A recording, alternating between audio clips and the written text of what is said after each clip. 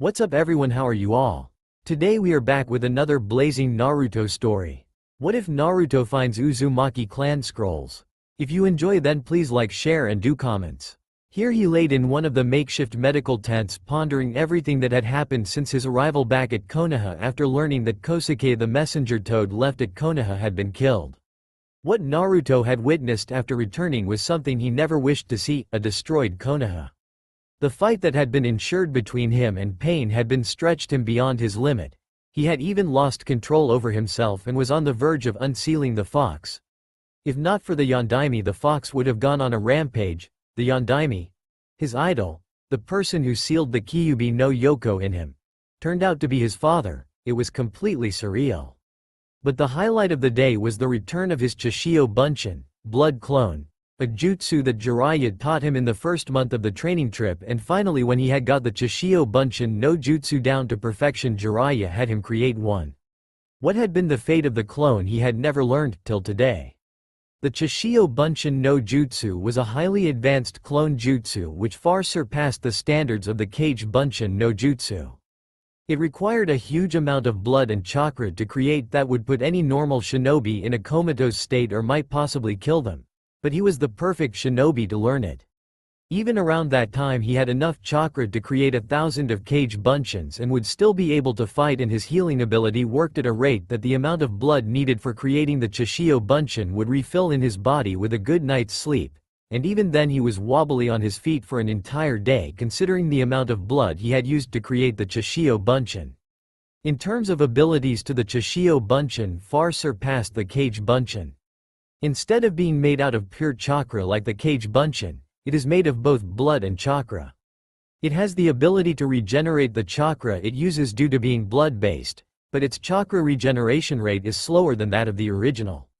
It also requires a fatal wound to disperse. And also not only does the Chishio Bunshin transfer experiences and memories when dispelled, but they also transfer the muscle memory to the original. The body of a Chishio Bunshin holds about 2/3 the chakra of the original. It is also capable of performing all skills the original is capable of performing. That is where he held an advantage using a jutsu. His healing abilities were powerful enough to heal any forms of major wounds with good night's rest and proper medication. Minor wounds nowadays healed in an instant. Also, the healing ability helped his chakra reserve to bounce back to normal way faster than an average shinobi. And being made of blood, these abilities were transferred to the Chishio Bunshin, making it more durable than one could possibly imagine. It was in between the time he had separated from Konan and made his way towards the village and Kakashi-sensei coming to the aid of the tired him had the Chishio Bunshin made his appearance. Flashback. He made his way silently towards the village after he had separated from Konan, who had decided to return back to a megacure. In his hands he held the bouquet of paper flowers that she had presented him, the one she called the flowers of hope. It was amazing to believe that the people who a few hours ago believed to be his enemies and the people that he wanted dead were now his friends and one of the few that truly believed in him. Nagato had sacrificed his life by using the Gedo Rinne Tensai no Jutsu, outer path, Samsara of heavenly life technique, to bring back all that he had killed during the invasion. Then there was Konan, who followed Nagato and had been most vocal of not believing him in the path he had chosen. She too now believed him after Nagato entrusting his and their master's dream onto his shoulders. The bouquet was the proof of it. But his walk back to the village was truly grating his body. He had already gone beyond extremes in his fight with Pain, and there was also a point where he had released 8 tails of the Kyuubi. He didn't know what he looked like then, but it was bound to be something terrifying. His body was really sore at this moment and his senses were really dull. So dull that he failed to notice the appearance of someone new next to him until the said person called onto him. "Hey there boss, I am not a Kage Bunshin. I am the Chishio Bunshin you created during the first month on the training trip with Ero Sennin," answered the female clone of his in a cute feminine voice which caused the pink tinge on his cheeks to darken. It took a minute for him to remember that particular event, but when he did 1,000 questions were raised in his minds. "I remember, but all this time, where were you? What happened to you? How? When?" He wanted to ask so many things but his mind was unable to form the question. He was still tired. "Calm down boss. You will know everything. You just have to dispel me," answered the female clone with a wink at him. She was right on that count. He just needed to dispel her and would receive all the answers he needed. But did his clone had to really act flirty with him, and stupidly for him he was falling under her charms.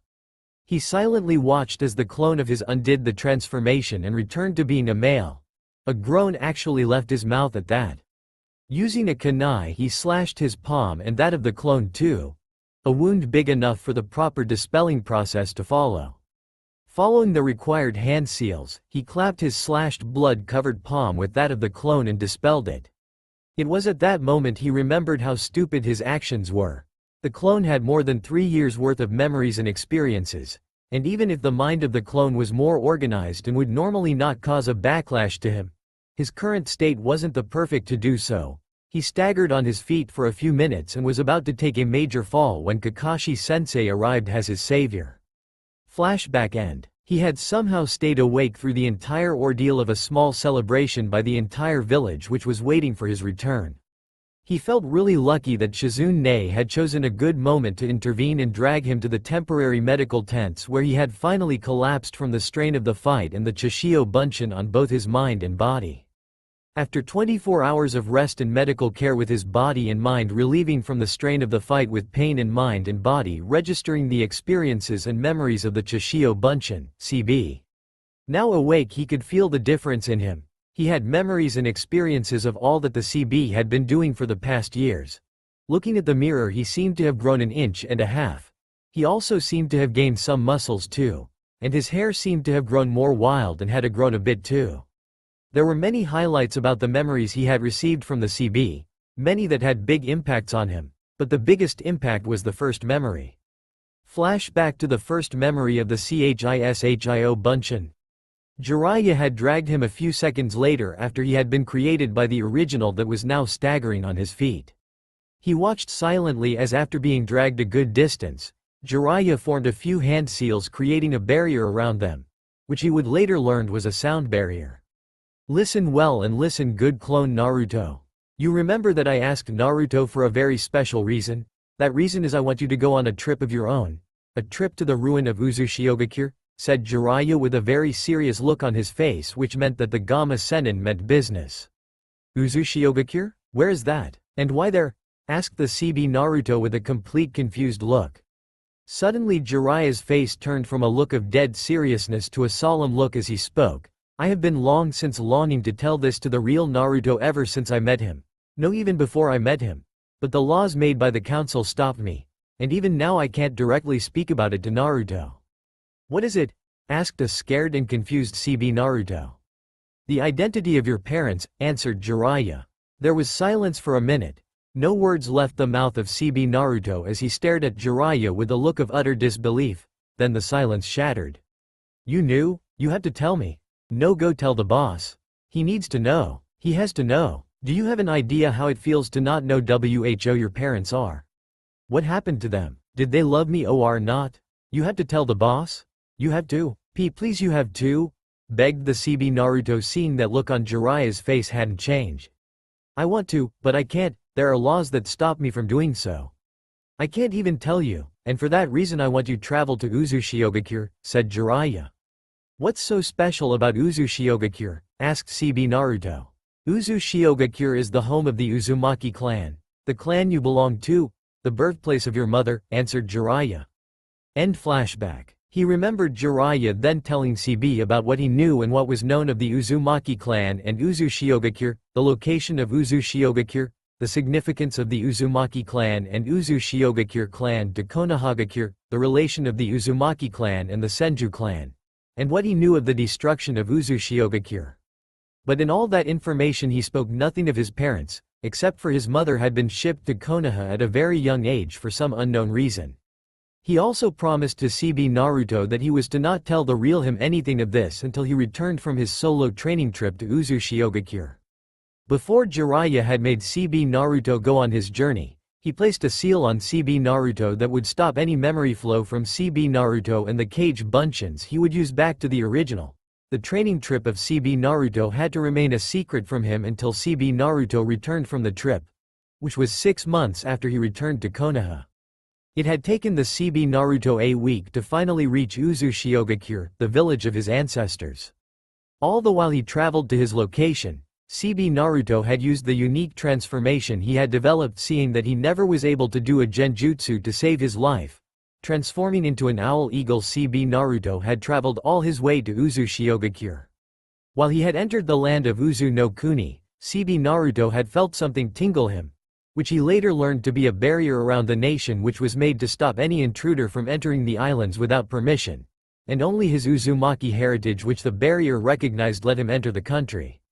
What he remembered of Uzumaki through the memories and experience of CB Naruto from more than 3 years at his ancestors' village. The village was about 2 times the size of Konohagakure and seemed prosperous and progressed. The Uzumaki clan compound was 3 times in size of the Senju clan compound. Interestingly enough, the village itself was shaped like a giant spiral. Just as Jiraiya had informed CB Naruto, the village was turned into ruins and there were skeletons all around the village. CB Naruto had buried all their skeletons and given the dead proper respect, be it the invaders or defenders, newborns or elders, women or men, boys or girls, civilian or shinobi. It was his extreme luck which had passed to CB Naruto, because of which he had found the hidden underground libraries and safe houses of the Uzumaki clan, from where he learned about the secrets and history of his clan, jutsu archives, armors and weapons and much more. With that found, CB Naruto had started his secret training that Jiraiya had spoken of him to do with a renewed vigor after learning the proud history of his clan. It also helped that CB Naruto had learned the secret of Kage Bunshin within his first week at Uzumaki, since he used them not for fighting like him, but used them for search purpose.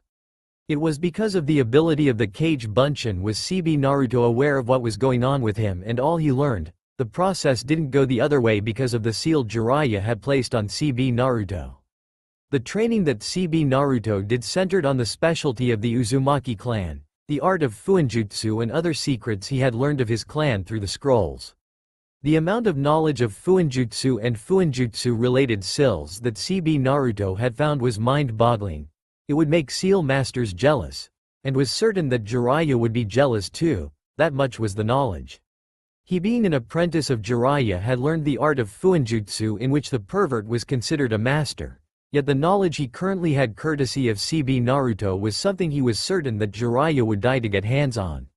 Also, by learning the Uzumaki clan fuinjutsu secrets, his inability of using fuinjutsu and related skills in a fight because of his not so good calligraphy skills, which had improved a lot since he started calligraphy training under Jiraiya, was solved, as the secrets behind Uzumaki clan's fuinjutsu skills was their ability to form seals without the need of ink or paper. The members of Uzumaki clan used their chakra to form seals, and any surface worked as paper for them. The only downside was that you need to have a huge amount of chakra and skills at fuinjutsu. Every Uzumaki was born with both, and so was he. As for the hidden, secret jutsus and kinjutsus of the clan that CB Naruto had come across and had learned a few, it was hard to believe that such jutsus even existed. It was no wonder, considering the fuinjutsu skills and the hidden jutsu and kinjutsus of the clan. The Uzumaki clan was so feared throughout the elemental nations. Also, in the time before he had yet to know of the elemental affinity he had, CB Naruto had already trained himself in Suiden nature transformation and ninjutsu, the element which the Uzumaki clan seemed to be the specialist of. He was amazed by the knowledge of Suiden jutsus that CB Naruto had come across the scrolls he had found in the hidden libraries of his clan. There was possibly over thousands of Suiden jutsus of various levels, powers, ranks and abilities. No one person could ever be able to learn that amount of jutsus unless he had about 5 to 10 years of free times on their hands. Meanwhile, the time he was here in Konoha learning of futon manipulation and working on improving the Rasengan, CB Naruto was learning of Doden manipulation and ninjutsu using the same method he was using for learning futon manipulation. Using Taju Kage Bunshin no Jutsu, multiple shadow clone technique. Though the amount of knowledge on Doden ninjutsu was not as wide as that of Suiden ninjutsu, but it would still be considered large. Also, after his training with futon manipulation had finished, CB Naruto had learned futon ninjutsus that he was unable because of the continuous missions and also not being provided with any scrolls.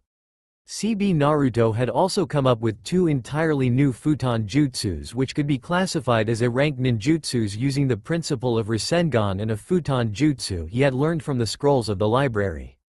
But the greatest accomplishment of CB Naruto was he had succeeded in the use of Jikukan ninjutsu. It was something that he wished to accomplish since he had learned that not only was the Yondaime, but also the Nidaime was skilled in Jikukan ninjutsu. He had pestered Jiraiya to train him about Jikukan ninjutsu. Jiraiya did train him in the art of Jikukan ninjutsu to some extent, but his knowledge was not that great and mostly revolved around Kachiyose no Jutsu, summoning technique, and some useful tips from Tsunade from time to time. He was very close on creation his own Jikukan ninjutsu before he had heard of the death of Jiraiya. His experiments were bearing fruits, but since he learned of the death of Jiraiya his mind was focused on taking revenge by killing the man that had killed Jiraiya, and he seemed to have forgotten of his Jikukan ninjutsu experiment.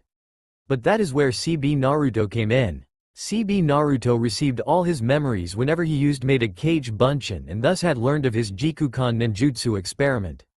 CB Naruto had continued the experiment from where he had stopped.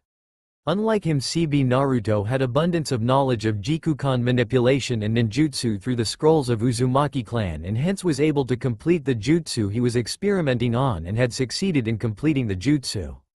The jutsu he was experimenting, or rather was trying to recreate, the second original jutsu of the Yondaime Hokage Namikaze Minato, the Hiraishin no Jutsu, Flying Thunder God technique.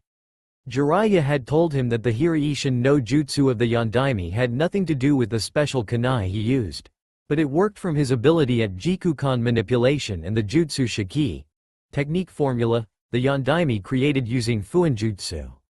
Now he had the Hiraishin no Jutsu in his grasps, though he didn't have a special weapon give it more awesomeness. There was not the only accomplishment of CB Naruto in terms of Jikukan ninjutsu.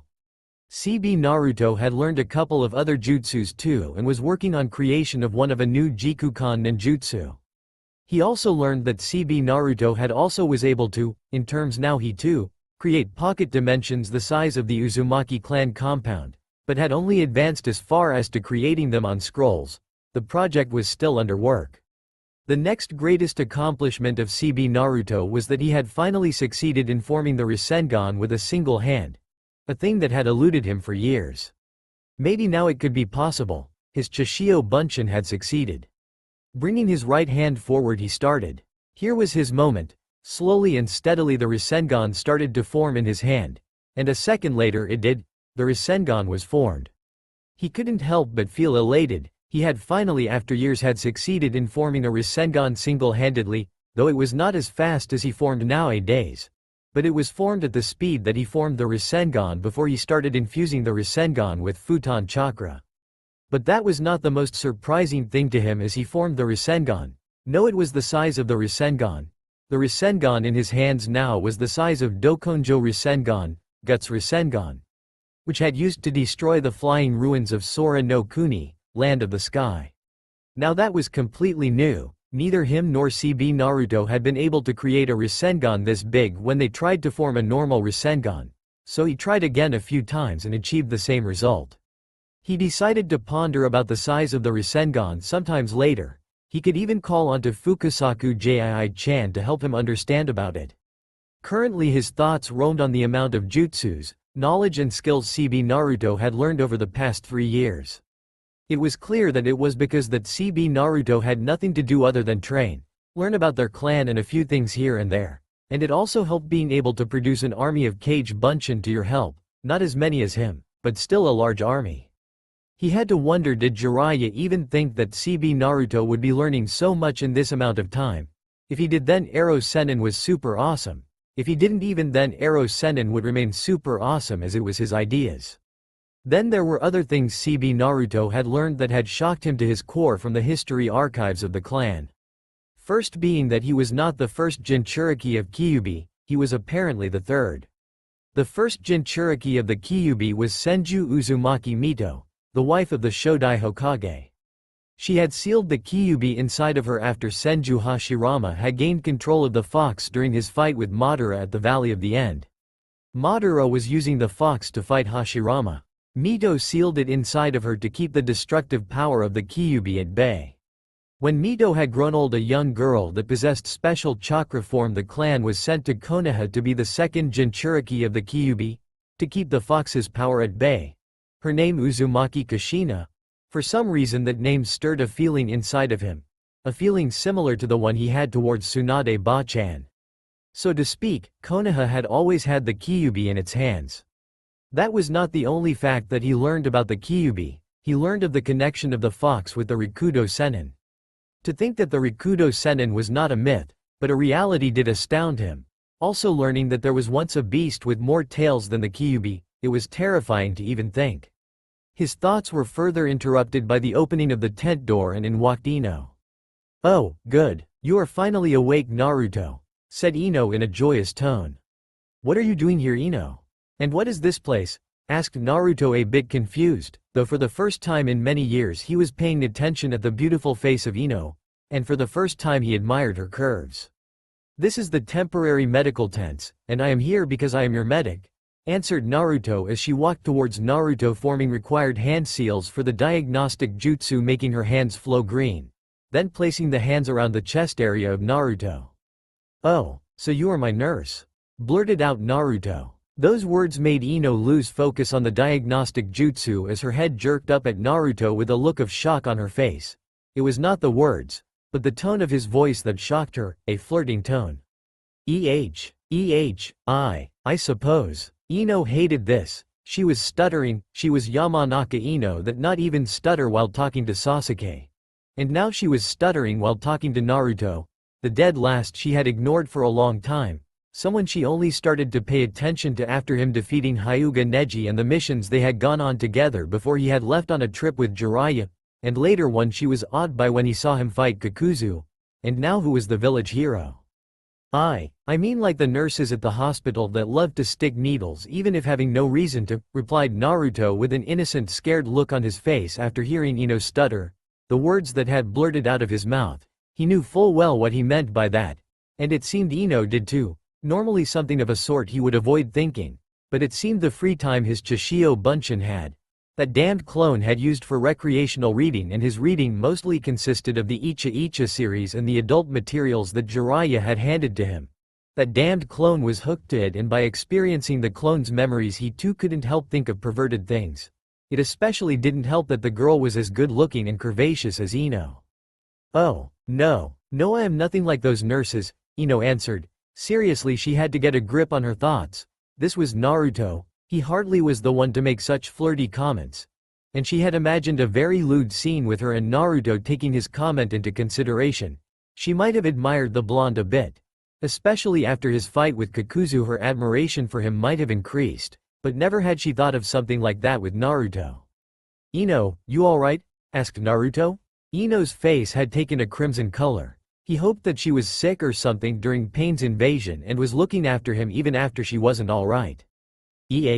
"Oh, I am alright?" Ino stuttered the answer and quickly sped through the hand seals for the diagnostic jutsu once again, and was back to her work on checking whether Naruto was completely healed or not.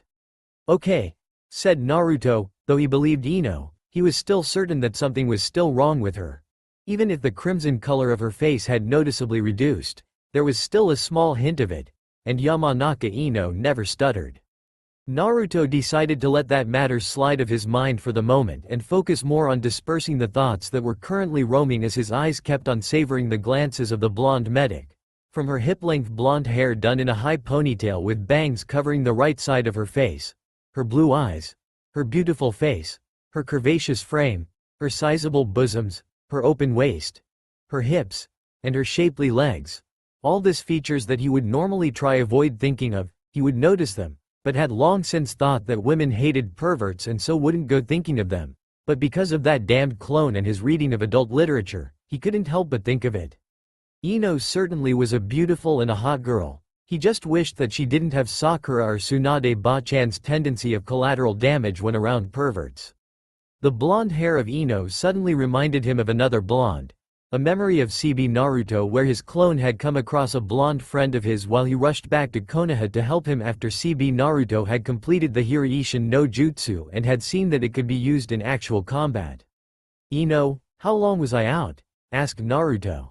"About 36 hours, you had all of us worried, suddenly collapsing after being brought to the medical tent." answered Ino as she stopped her diagnostic jutsu. And you are completely fine it seems.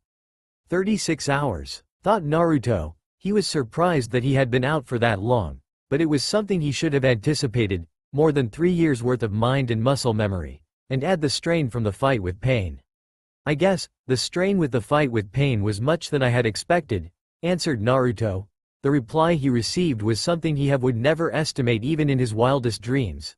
Something like that he believed never to be a possibility. The reply came in the form of the soft lips of Ino were pressed on his right cheek and stayed there for a few seconds, making his eyes go wide. But that was not the only thing shocking, as he felt wet drops falling on his right cheek, which his eyes found to be tears flowing down of Ino's eyes. Ino. He spoke as Ino separated from him, concerned for the blonde gossip queen, as tears continued to flow down her eyes. That was my thanks to you, for saving us, for defeating pain, said Ino, tears still flowing down her eyes and a smile gracing her face. Ino, I didn't do anything significant. I just did. Naruto wanted to say something but was interrupted him. Yes, you didn't do anything significant, Naruto. You did something beyond significance. When pain invaded and attacked Konoha, all of the shinobi forces tried to fight him. From trying to defend, attack and counterattack, nothing seemed to work on pain. We were failing significantly, people were dying left and right.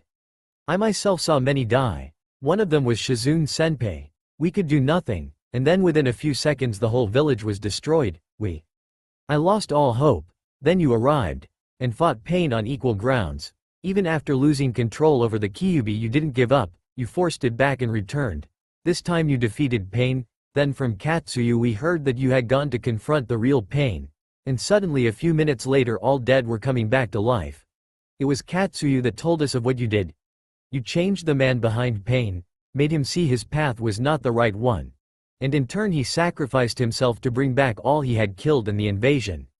You are a true hero, Uzumaki Naruto, said Ino, as by the tears in her eyes had stopped flowing and she had the biggest smile on her face. The eyes of Naruto kept on widening with each sentence, word she spoke. He felt her despair when she spoke of death she had seen, and also felt the sincerity with which she called him a hero. Every word Ino spoke, she had spoken with all her heart in it.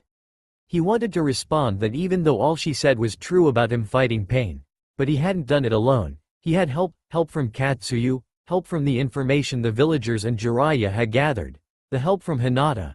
He was unable to remember the words Hinata had spoken. His mind at that time was fuzzy because of the chakra disruption blades that were stabbed throughout his body. And finally great help from his father. But before he could respond, his eyes that were by now widened to the size of the dinner plates were further widened. If such a thing was possible. His reply was cut short in his mouth as for the second time the soft lips of Ino were once again connected with his face. But this time it wasn't his cheeks. Her soft and tender lips were now gently placed on his lips. She tasted like cherries. For the next few seconds neither of the two moved as Ino's lips remained gently placed on Naruto's lips. She didn't know what had gotten into her when she gently smashed her lips with his. First it was a small, gentle kiss to his cheeks. Now a soft and gentle kiss on his lips. And above all this was her first lip kiss, and she was kissing Naruto. Never in her wildest dreams she could have imagined something like this. Okay.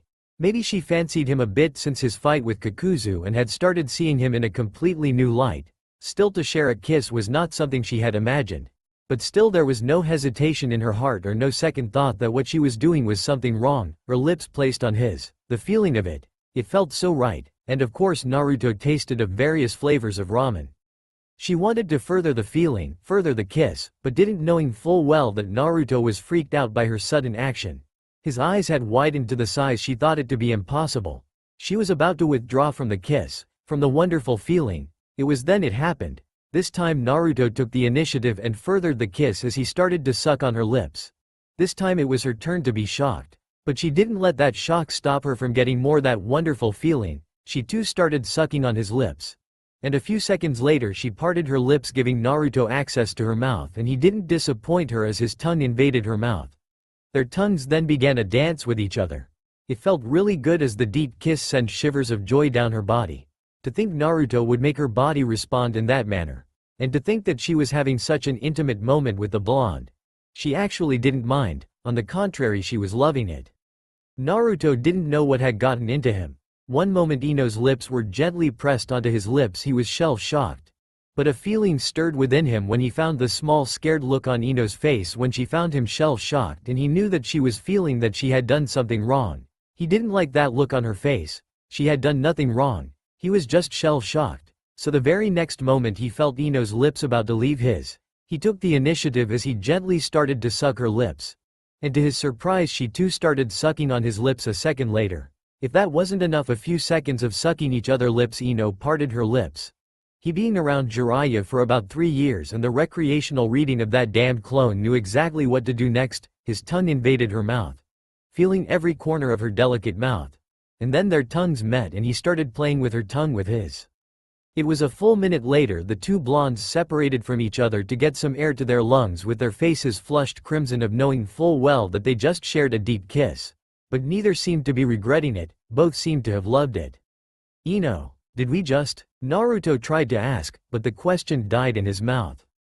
Indeed, you idiot, we kissed. Ino tried to reply in a haughty tone, but her stuttering made her fail dramatically at that. And the dark crimson blush didn't help either.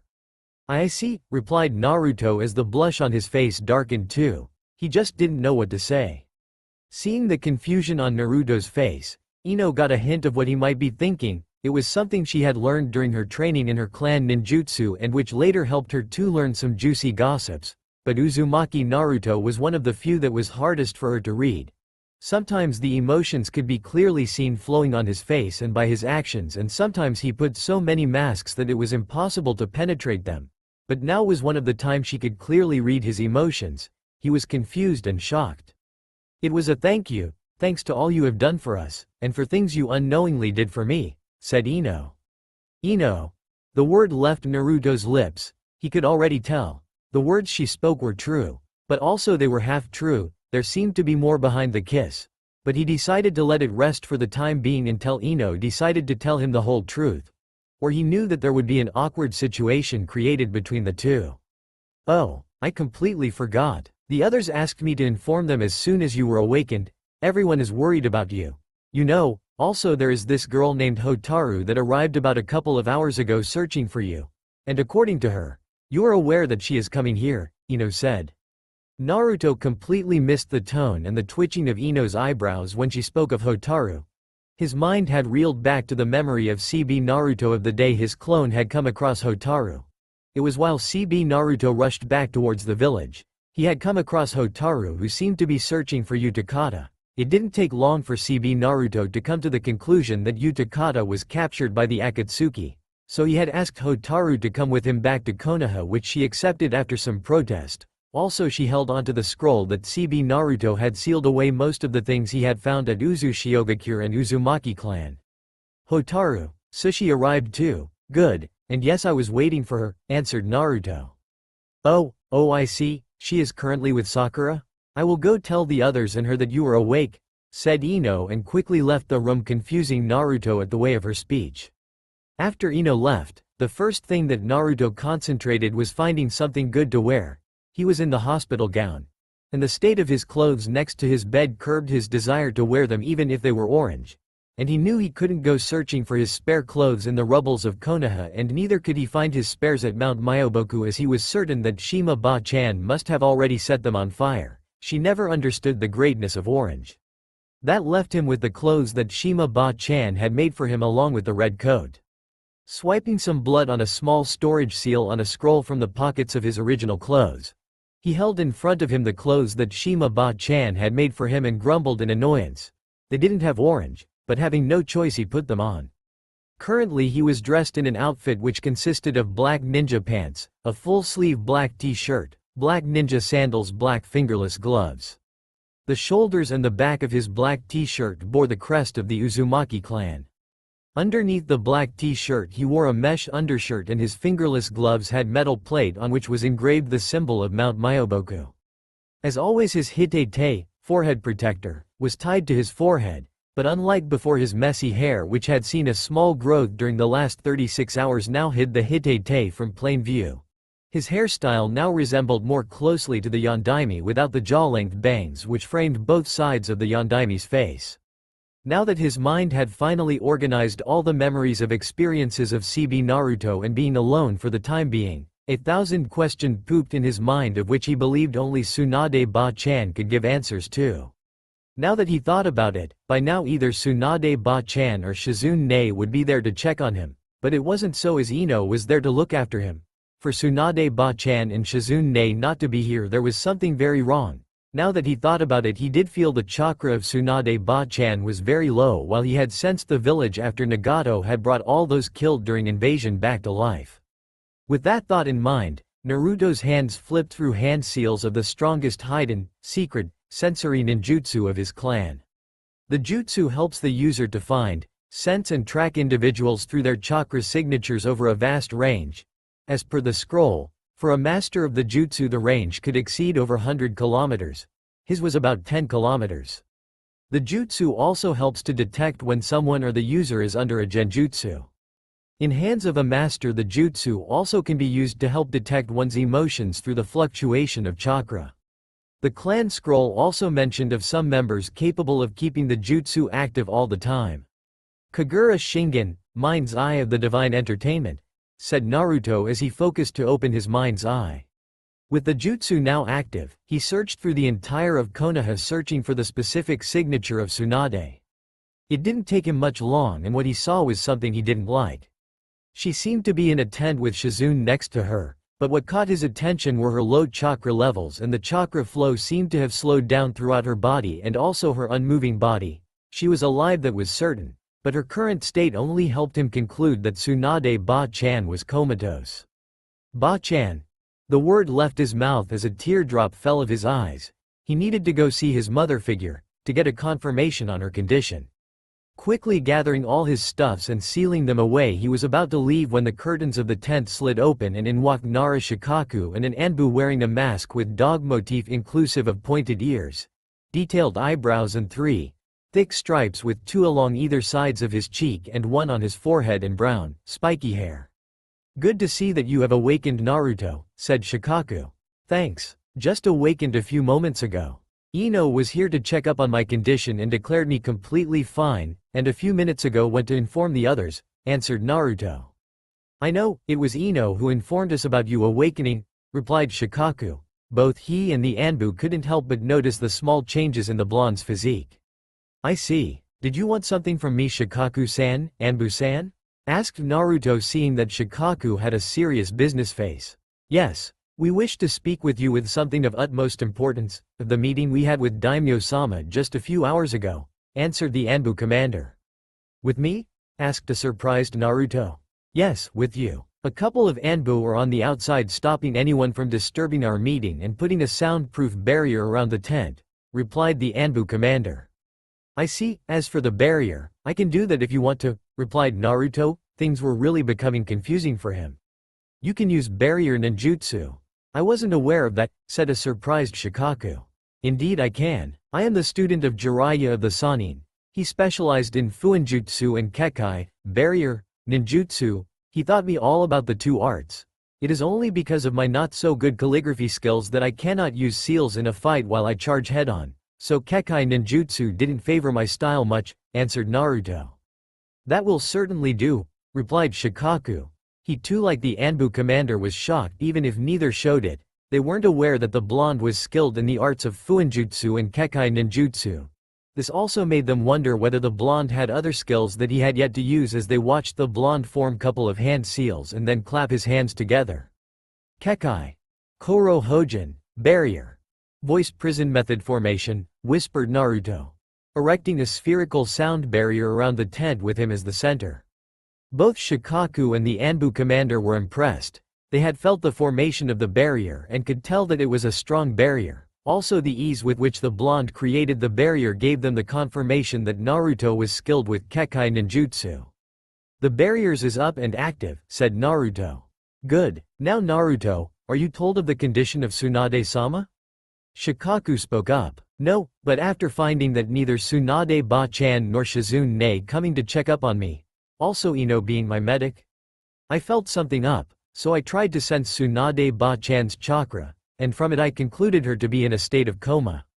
Naruto answered, and with a gaze that shocked both the man, he asked, "Is it true?" Both could see a number of emotions spinning in those blue orbs, from sadness to despair to dread.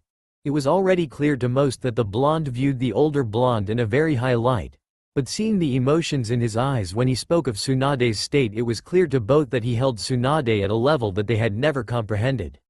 Unfortunately, it is the truth.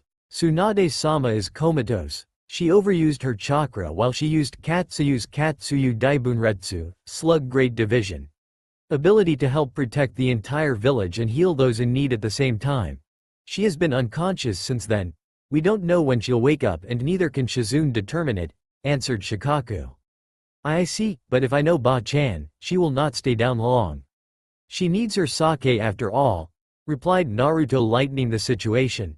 Chuckles left the mouth of Shikaku and the Anbu commander, though neither missed the tears that seemed to have gathered in his eyes, ready to spill down. Indeed. Now Naruto, we better get onto the topic we are here for, said Shikaku, and at Naruto's nod he retold Naruto of what had gone during the meeting with the daimyo, after making him promise that he would not interrupt until he finished his retelling of events. Flashback. Author's note. The meeting with the daimyo happens the same way as in canon Naruto until Danzo nominates himself for the post of the Hokage. Maybe we should let Danzo take care of things, Daimyo-sama, spoke one of the counselors of the daimyo. Thinking over it and seeing no options, the daimyo spoke, I guess, if there seems to be no other nominee. Actually, there is another nominee.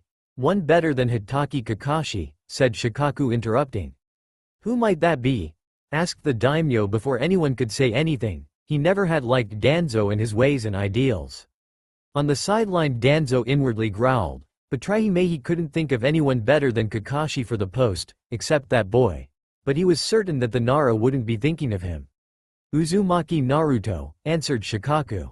Uzumaki Naruto, the one who defeated Pain, the leader of Akatsuki, a very interesting choice, said a surprised daimyo. His counselors were surprised too. He is just a child, and a genin to be exact, Danzo spoke up. Inwardly he was cursing Nara for even thinking of the boy. As Danzo should know that age is not of importance in the shinobi world. The case cage is the proof of that. As for Naruto being a genin, we all know that his skills and abilities far surpass those of genins, and currently with the condition of Tsunade-sama he is the strongest of Konoha shinobis, replied Shikaku. But Shikaku hadn't just finished there, as he spoke directly to the daimyo, and Daimyo-sama, I am certain that you are aware of the heritage of Uzumaki Naruto. Yes I am. Uzumaki Naruto, son of the Yondaime Hokage, Namikaze Minato, and the Uzumaki clan head, Uzumaki Kushina, and with the current state of Tsunade, the head of the Senju clan and the Uzumaki clan. Not only that, he is an apprentice of Jiraiya of the Sannin and was on the genin team of Hitaki Kakashi, if I am not mistaken. A fine choice, the daimyo said. But I would still ask, why should I choose him after what Danzo pointed out? Asked the daimyo, keeping the hopes of Danzo still alive. I completely disagree with Danzo. The Sandaime was the student of the Shodai and the Nidaime and followed their teachings and preached them. As it is, Konoha was built on those values and morals of the Shodai. As for the betrayal of Sanagakure, Daimyo-sama, the reasons has already been known for years now, and it was only because Konohagakure followed the teachings of our ancestors did we avoid going in a full-scale war with Suna, and as of the leader of the Akatsuki, Jiraiya-sama just couldn't turn his back on little children, and what they made of what Jiraiya-sama thought them was not something Jiraiya-sama could conclude. Also, it was because of Naruto convincing Pain to abandon his path that we are currently working on only the reconstruction of the village and not digging graves for the countless that died during the invasion. Those words of Shikaku made a huge impact in the room, but he wasn't finished yet. Also, because of Naruto, our relationships with several small nations have been great, and the case cage thinks highly of Naruto and considers him a friend. Also, a lot of political marriages have been put forth with Naruto as the bridegroom from almost all the nations that he has helped to strengthen the alliance between our countries, and only because he was not yet promoted to the rank of the Chunin were they held back. Hook, line and sinker. Shikaku knew that his argument had bagged this. A large group consisting of Shino, Kiba, Shikamaru, Choji, Neji, Lee, Sai, Kakashi, Yamato, Guy, Iruka, Sakura, Hinata, Ino, Tenten, Hotaru, Kurenai, Anko and Shizune were patiently waiting outside the tent of Naruto, which was currently being guarded by a couple of Anbu. The more experienced shinobis among the group could see the telltale signs of a barrier surrounding the tent, and if what the two Anbu guards hinted about Shikaku, the Anbu commander, Utatane Kaharu and Mitokado Homura were discussing some stuffs with Naruto which needed privacy, they knew something big had taken place, and so they all patiently waited. All the while the group waited outside, Shikamaru couldn't help but feel that something had changed drastically in their lives, and a much bigger change was going to take place in the upcoming future. As it was, Naruto had grown to a level of power that was currently beyond their reach. Also, from what he had heard from Sakura and Ino, Hinata had finally confessed her feelings to Naruto in the heat of the battle, though he had doubts about whether Naruto remembered it considering the situation, as he had heard from Katsuyu. Then there was the small change in both Ino and Sakura when they had talked of it. It was almost unrecognizable, and if he didn't already know that Ino had unknowingly come to like the blonde, he would certainly have not guessed it in her case. Both Ino and Sakura seemed shocked about learning of Hinata's confession, and he could see a hint of jealousy and defeat in their eyes. Though he was certain that Sakura would never admit it to be so, the girl was too hung on the traitor. Then there was the glow in Ino when she had come to tell them of Naruto waking up. Something had happened there while she talked to the blonde. What had happened he didn't know, but whatever it was had lifted Ino's spirit back, though there was a hint of guilt in her, and also she seemed more reluctant to talk with Hinata. Then there was the girl Hotaru. He could tell that there was more to the girl than her just here coming to visit the blonde. She seemed to have a guarded feeling of something, and he was certain that it had something to do with Naruto. And finally was this: in front of him stood Anbu guards outside of Naruto's tent, and inside the blonde was having a discussion with four of the most important members of Konohagakure administration. It was just too troublesome, and always the blonde had a way to make things troublesome for him. As his mind thought over the situation, it rapidly started to connect the dots of the latest development, and the conclusion he was coming up with forced a smile graced his always sleepy face. If his conclusion was indeed the truth, then the world was going to be a lot more troublesome according to him, and as always the blonde had stood up to his title of being the most unpredictable ninja. The door of the tent slid open, and from there out walked the two elders which made up the Konoha Council, both looking oddly satisfied with whatever they seemed to have discussed with Naruto, and also seemed to be in a hurry, increasing the curiosity of those waiting outside the tent. About 10 minutes later the Anbu commander walked out, acknowledging and greeting the presence of the Jonins and giving some orders to the Anbu guards. He'd left in a rush.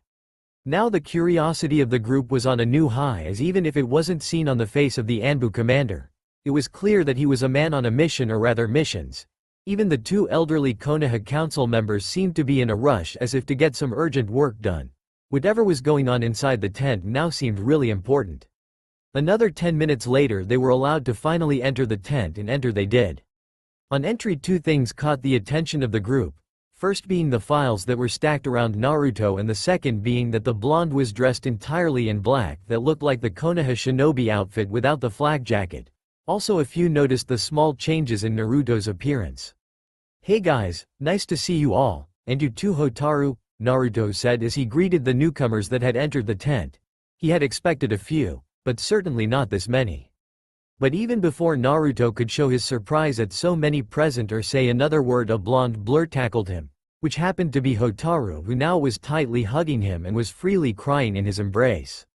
Naruto had anticipated this from what he learned from the memories of the Chishio Bunshin. Hotaru had already gone through a lot, and finally when she had a chance at a new, peaceful life she lost Utakata too, the person who she considered as her mentor and an elder brother, but he certainly didn't anticipate that she would hug him so fiercely the first time she would see him. Now that she was hugging him and crying out all of her loss, he just didn't understand what to do, and so he did the only thing that came to his mind as he wrapped his arms around her in a gentle manner and let her cry on him. Meanwhile the others in the room were completely stunned by this. No one had anticipated this. They just watched Hotaru cry out her loss in Naruto's chest as she hugged him fiercely while Naruto gently held her in his embrace.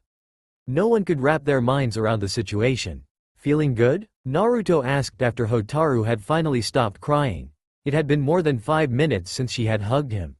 "Why yes," answered Hotaru while still in Naruto's embrace. She just didn't want to leave him to find that she would lose him too. She knew that it was a stupid fear of hers, but still she held for another minute after letting go of him, after which he made her rest on the chair next to her bed. "So?" Naruto asked, looking at the others. There seemed to be an awkward silence between them.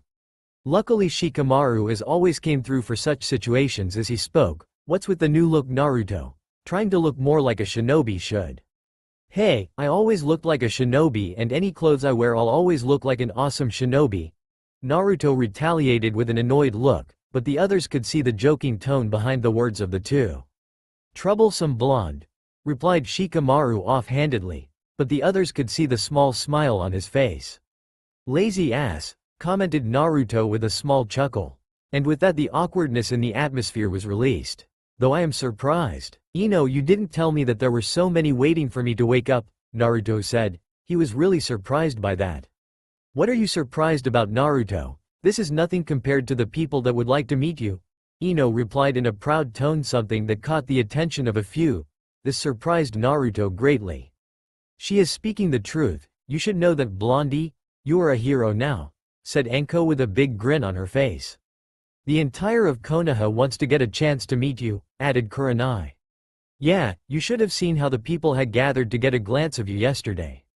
It was really hard to keep them away from the tent," added Tenten. We all think of you as a hero, na Naruto-kun," said Hinata. By the end of it Naruto's friend had turned crimson as he was not accustomed to being praised. Meanwhile the males in the room were having a good laugh at his expanse. I see," Naruto stuttered in response. "That aside, now sit still and let me check on your health," Shizune ordered as her hands flipped through hand seals for a diagnostic jutsu. "What?" But Ino said, "I am completely fine." Naruto whined. He never liked being a patient. "I know, I just want to do a recheck," said Shizune, leaving no room for response as she glared at the blonde. That glare stopped any sentence forming in his mouth, and he did as he was instructed, as that glare was something that only Shizune was capable of. Medic glare. He had named it. Something even Tsunade couldn't do is to make him behave like a good patient. "Well, it seems like you completely healthy, as Ino had said," said Shizune after she had finished with diagnosing him for any injuries or so. "Was that even necessary?" Naruto muttered, and luckily for him Shizune didn't hear him. Finally that the group had settled down, with Shikaku staying at the back of the room looking through the files those were set around the room. "So, what was the meeting all about? It seemed to be going for hours," asked Kiba. "We were waiting for 3 hours outside," added Sakura. The waiting had really annoyed her. "Oh, well, that was." Naruto tried to answer but just couldn't find a right way to put his situation into words. But luckily for him Shikaku was there for him as the Jonin commander spoke. As it was, with the condition that Tsunade-sama is in as per the decree of Daimyo-sama. The Anbu commander and the Konoha council members were here to discuss the current state of Konoha and its policies for moving ahead with Hokage-sama.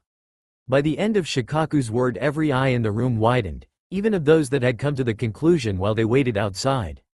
"Shikaku-san, I thought I wasn't the Hokage as of yet. The Jonins have yet to cast their support for me, and so I am still the Rokudame Hokage Koho, 6th Hokage candidate," stated Naruto. He rather had things cleared.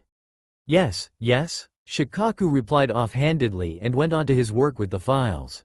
By now those who had not connected the dots and also those who had connected the dots, all had their jaws hanging wide open. Naruto had outright confirmed their thoughts. Naruto. The words barely left the mouth of Sakura as she was completely dumbfounded by the recent news. "Yes, Sakura-chan?" the blonde in question asked.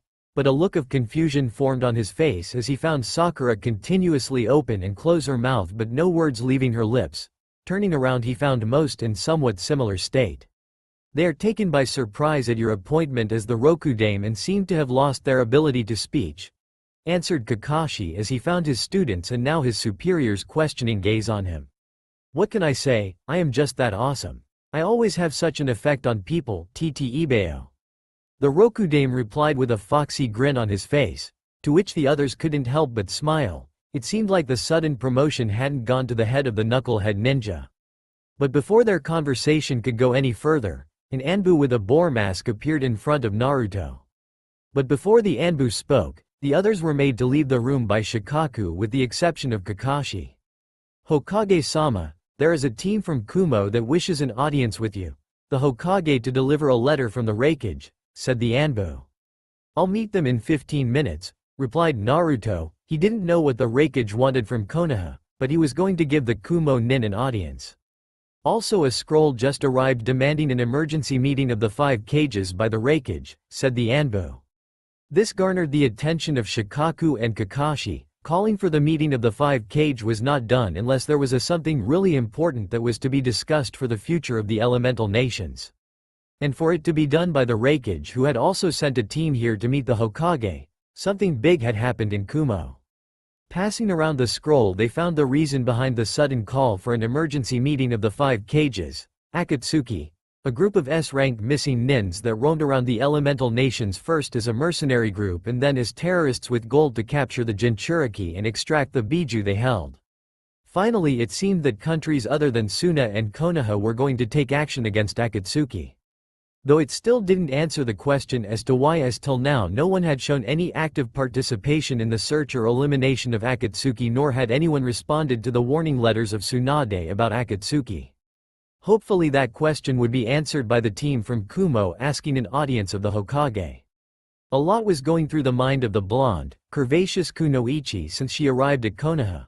No 1,000 questions had come to her mind since she had left Kumo for her mission.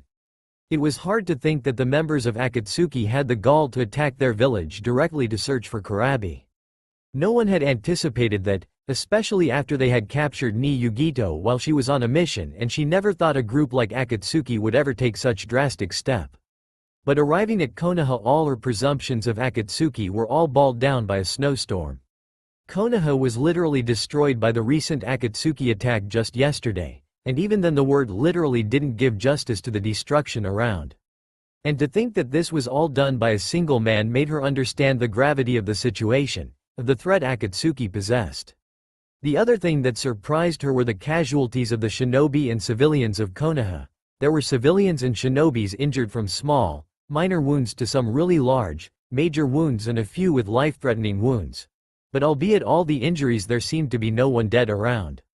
It boggled her mind. An attack of this scale would certainly result in a loss of many lives, but somehow it didn't, and by what she heard, half of that was thanks to the Godem Hokage Senju Tsunade and her summon Katsuyu, and the other half was because of Uzumaki Naruto.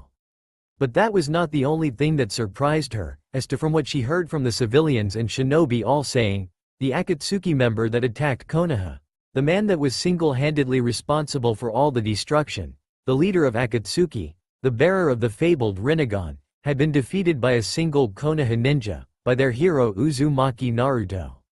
She had heard of Uzumaki Naruto before. It was stupid to not know of a shinobi who was an apprentice of Jiraiya of the Sannin, the man who thought the Yondaime Hokage, and was also on the Genin team led by Sharingan no Kakashi.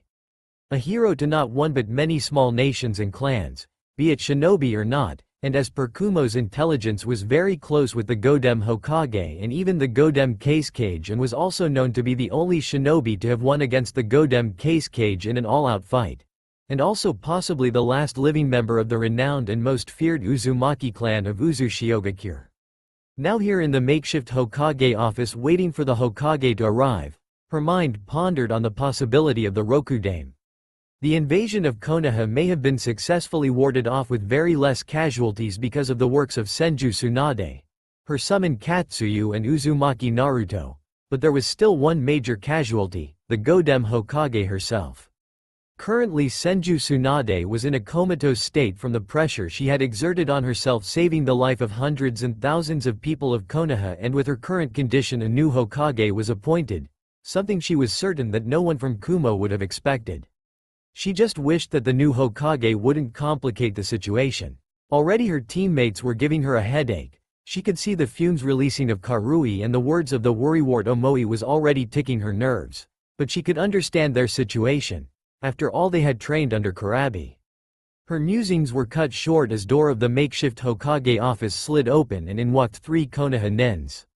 It took only a single glance for her to recognize 2 of those 3 ninjas, as those 2 were renowned throughout the elemental nations for their skills. The masked nin with spiky, white hair was Hitaki Kakashi, also known as Sharingan no Kakashi and Kopi Ninja no Kakashi, the man that had copied over 1,000 jutsus, The other with 2 scars marring the right side of his face was Nara Shikaku, the member of the famed Ino Shika Cho trio and the Jonin commander of Konoha and a shrewd strategist, though it was the third person that surprised her the most. Dressed entirely in a black ninja outfit along with the official Hokage uniform consisting of the customary hat and the cloak, had spiky, blonde hair, calm and piercing bright, blue eyes and fair skin along with 3 whisker-like marks adorning both his cheeks. Looked no older than 16-18. The facial description matched of the shinobi she was thinking about before the entry of the 3 Konoha nin, the hero of Konoha and of many small countries, Uzumaki Naruto. Though the lack of orange did make her to wonder whether her assumptions were right or not, as Uzumaki Naruto was known for his fixation of the color orange. But there was no denying it, that was Uzumaki Naruto wearing the Hokage's garb. She couldn't help as a look of shock and surprise crossed across her face, though she quickly schooled her features. Her teammates were also in a state of shock and surprise, as it was evident by their faces.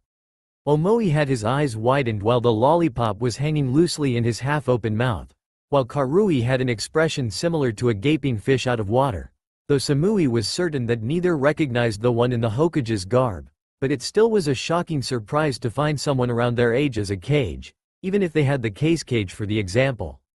Luckily for her, both were quick to school their features to neutral, but by the mischievous glint in those blue orb of the eyes of the Hokage it seemed like he didn't miss any of their reactions.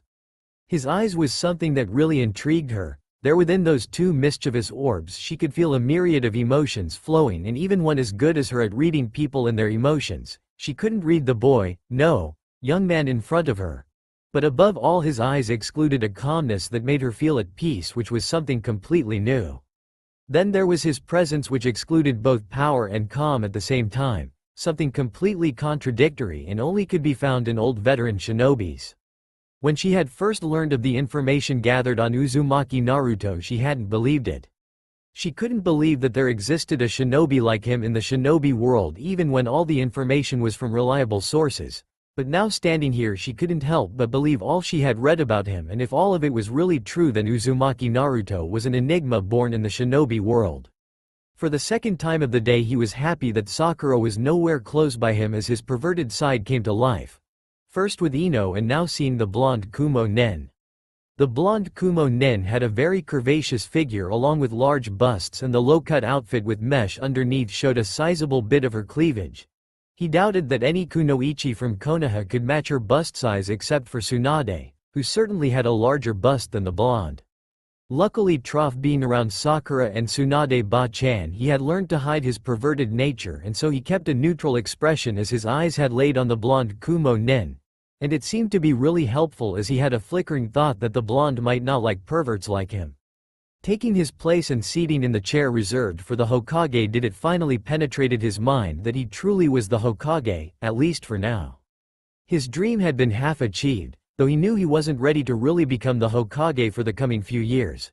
But now Konoha needed him, and he was going to stand up for the responsibility until Tsunade recovered from her comatose state. But that still didn't stop the elated feeling that rushed within him. "So, what brings Kumo nin to Konoha?" asked Naruto as he kept a calm look on his face. "We are here to deliver a letter for Raikage-sama," said Samui as she handed the letter to him. "It's urgent," she cleared after handing the letter to him, to which he just nodded. The tone of the blonde Kumo nin alerted him of the importance of the letter. For some reason he had a bad feeling that it had something to do with Akatsuki, and the letter demanding an emergency meeting of the 5 Kages, and now the arrival of the Kumo nins with an important letter from the Raikage solidified his idea that he was on the right track. With each paragraph, each sentence and each word he read, anger started to boil within him, and it was getting really hard to control the fox trying to gain control of him. His anger, and by the time he had finished reading the letter a grim expression had marred his face. There were many times he had seen Naruto lose control and let his emotions run rampart for him, even though he was probably one of the most emotional shinobi he had come across in his life. But even then there had only been 2 instances where he had seen Naruto this angry. First was during the preliminary round of the Chunin selection exam, and it was directed towards Neji for what he did to Hinata, and the other time after watching the death body of Gaara when they had gone on the mission to rescue the case cage from Akatsuki. He had also heard of him losing control during his fight with Orochimaru from Tenzo and recently heard of the explosion of anger that Naruto had shown after seeing Hinata almost die defending him. Of the 4 times Naruto had lost control to the Kyuubi 3 times, where the first 2 times they had been able to suppress the fox's chakra, with him using the chakra suppressing seal handed to him by Jiraiya the first time, while Yamato used his Mokuton ninjutsu to suppress the fox's chakra, though Yamato only suppressed it after a large-scale destruction was done by the 4-tailed Naruto. But the last time he heard that Naruto had gone up to 8 tails and almost released the Kyuubi, how he regained control of himself was still a mystery to most, and from what he was told, the seal he and Yamato had placed for such situations was already destroyed by the 6-tailed Naruto. And so, feeling the amount of anger releasing of Naruto, he readied himself for any possible situation, but the killing intent that Naruto was releasing coupled with his anger was so thick that it was really hard to move. He was certain that the blonde was unconsciously tapping into the Yoko's hatred. He wasn't the only one that could feel the killing intent the blonde radiated coupled with anger. The others in the room along with the hidden Anbu guards could also feel it. He could see the fear etched on the faces of the 2 Chunins of Kumo, and also a fleeting sense of dread passed through their leader's face for a second. But before anything could happen, all the killer intent suddenly disappeared along with the heavy dose of hatred, replaced by a grim look on the face of Naruto. Something big had happened for such a grim look to cross Naruto's face, and for the second time in his life he saw a shadow of Minato-sensei over Naruto. Naruto, he tried to ask the blonde as to what had forced such a grim look cross the face of his blonde student, but before he could ask anything, Naruto passed the letter to him. For the first time since Naruto started reading the letter did he get a glimpse of his eyes, which had been hidden by his eyes as he had his Hitate wrapped around his left wrist. What he saw in those eyes made him recoil with shock. Anger and betrayal was prominent in those bright blue orbs. Never had he seen this much anger in the blonde's eyes. Reading the letter did he come to realize the source of Naruto's anger. Even he was barely able to control himself. To think that his wayward student had joined Akatsuki and had aided the group in the capture of the Jinchuriki of the Hachibi. It seemed that finally the time had come to put down his wayward student. Raikage-sama needs an answer immediately, said Samui. It really took a lot out of her to say that after the outburst of killing intent from the Hokage. Unknown to Samui, her simply asking the Hokage what was meant to be asked had made increased their respect of her. The Hokage, despite being young, was truly terrifying according to both of them. Thinking over for a couple of seconds did Naruto answer. I will relay my answer directly to the Raikage when I meet him at the Gokage Kaiden, 5-Kage Summit. By Naruto's side, Kakashi and Shikaku were both happy with his decision. On plain sight it was a simple decision of declaring Sasuke as a missing nin with a capture at sight order. But a lot was going to ride on this decision, and so it was wise to not make it in haste. I see, responded Samui. Even though she had been ordered to get an immediate response, she thought it wise to not provoke the Hokage any further. But it looked like Karui couldn't see through the wise decision of Samui as she blasted in anger. What do you mean you will relay your answer to Raikage-sama? That is our duty. Raikage-sama asked us to get an answer from you. And it was because of the leniency of Konohagakure towards Uchiha Sasuke did it come to this. The Uchiha attacked our village and took away our master. We don't even know whether our master is alive or not. All because of the Uchiha, and for that reason Raikage-sama has sent us here to know more about the styles and techniques of the Uchiha and everything Konoha has learned of Akatsuki and gain your permission to hunt down the Uchiha. And then we will have our revenge. We will destroy the Uchiha. And then what? Asked Naruto in a calm voice, surprising the Kumo nins. What do you mean by, and then what? Asked Karui as her anger flared more. Neither Omoi nor Samui liked the situation they were in. Both were well aware of the anger of their redhead teammate, but this certainly wasn't the place for her to showcase her anger, especially in front of the Hokage who had enough power to obliterate them all. As I asked before, what next? What after you hunt down and succeed in killing the Uchiha? Will it bring you back your master? Or will it even fill the gap that has formed due to the loss of your master? Asked Naruto. It was so minuscule that it was almost hard to see, but both Kakashi and Shikaku could understand the emotions of the blonde and in a way connect to it. Meanwhile the Kumo nins could feel that there was more to the words of the Hokage than either of them could interpret, something akin which could only come from experience. But Karui in her hot-headedness completely missed the hidden message behind the words as she spoke up with her anger clearly reflecting in her words. So what? You want us to give up on the Uchiha? To pardon him? But she stopped in mid-sentence as Naruto interrupted and continued, no. Uchiha Sasuke will be condemned for his crimes. But more importantly, do you really think so low of your master? This got the attention of all. What do you mean Hokage-sama? It was Omoi who asked respectfully. I am the student of Jiraiya of the Sannin, the shinobi well known for his information-gathering skills, and so it was simple for me to come across the information on noteworthy shinobis he had collected. One of them was Kurabi, the Jinchuriki of the Hachibi no Kyogyu, a well-renowned shinobi, especially for him being renowned to have full control over the Hachibi, answered Naruto. The implication of what Naruto intended to say struck like a hammer to the ninjas of Kumo. Was it true that they had called early quits on the search of Kurabi-sama? And one more thing, Naruto spoke up, garnering the attention of the three, especially that of Karui, as his cold steel blue eyes were now focused on her as he continued in a cheerful voice, sending chills down her spine. I am the Rokudame Hokage. I think that at least deserves respect, if not for me but the least for the title of the Hokage. Hi, Karui couldn't help but stutter. The small meeting with the Kumo nins had gone better than Shikaku had expected, and Naruto for all purpose looked and acted like a Hokage.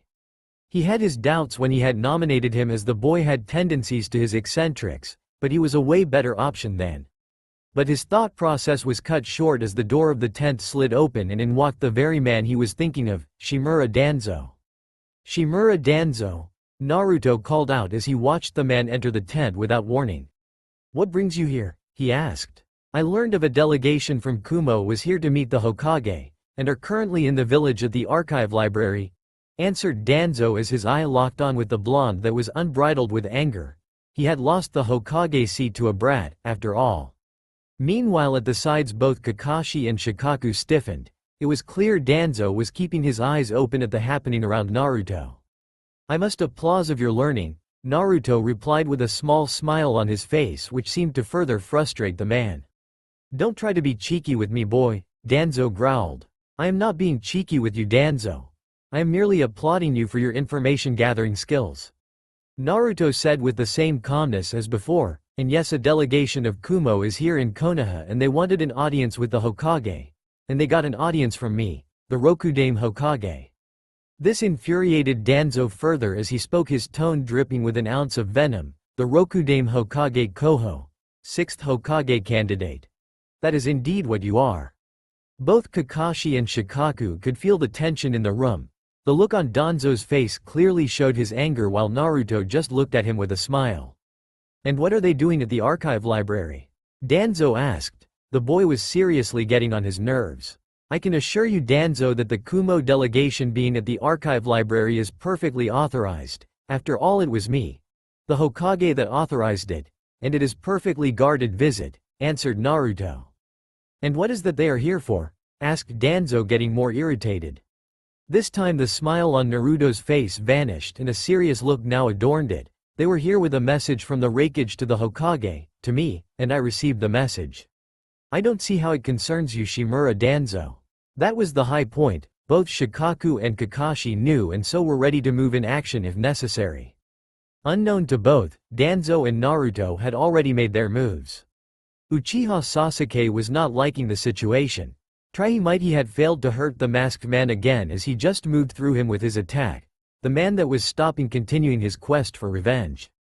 It also didn't bide good with him that the Hachibi had pulled one over him, had fooled his Sharingan. But it was his word just now seemed to have shocked him. Konohagakure no longer exists. What did he mean by that? And that is where Zetsu came in, to explain the words of the masked Madara. So, who's the new Hokage? Asked the masked Madara. This caught the attention of Sasuke. Had something happened to the Godem? Did it have something to do with the masked Madara mentioning of the destruction of Konoha? Uzumaki Naruto, answered Zetsu. This stunned all, especially Sasuke. Naruto, the Hokage. Now that is completely unexpected, masked Madara said, shattering the silence. Naruto found himself into his subconsciousness, an empty white space with only a red moon with a black pinwheel-like fan design at the center glowing brightly. The moon was calling to him, compelling him to its will, trying to fight to gain control of his mind and his consciousness. His subconsciousness was fighting it, but it was getting more and more with passing second. And then it happened. He watched a crow fly around in the empty white space of his subconsciousness, and then it dived directly at him and then into him. It was then it happened as he felt his chakra move towards his left eye. And unknown to him, the color of his left eye changed from blue to red with a black pinwheel-like fan design, similar to the Mangekyo projected on the moon. Cracks and ridges started to appear on the moon as more and more of his chakra was being pumped into his left eye. And then after what felt like eternity, the moon cracked into tiny pieces which vanished from his subconsciousness. Danzo's single eye widened and his right eye behind the bandage started bleeding as he felt Naruto break through Kotoa Matsukami, distinguished heavenly gods. Something that shouldn't be possible as he had put his all into it. But it was then that he noticed that it wasn't just his right eye that was bleeding, but also the left eye of Naruto was bleeding too, and he was certain that for a second he had seen his eyes change and take form similar to that of the Mangekyo Sharingan of Uchiha Shisui. How does the boy possess that eye? Danzo thought, but any further ideas coming to his mind were halted as Naruto was on him with a Odama Rasengan, big ball spiraling sphere. BOOMMMMMMM. The sound of explosion once again rocked Konoha, sending fear course through that of the civilian and shinobi alike, though the shinobi were already on their guard.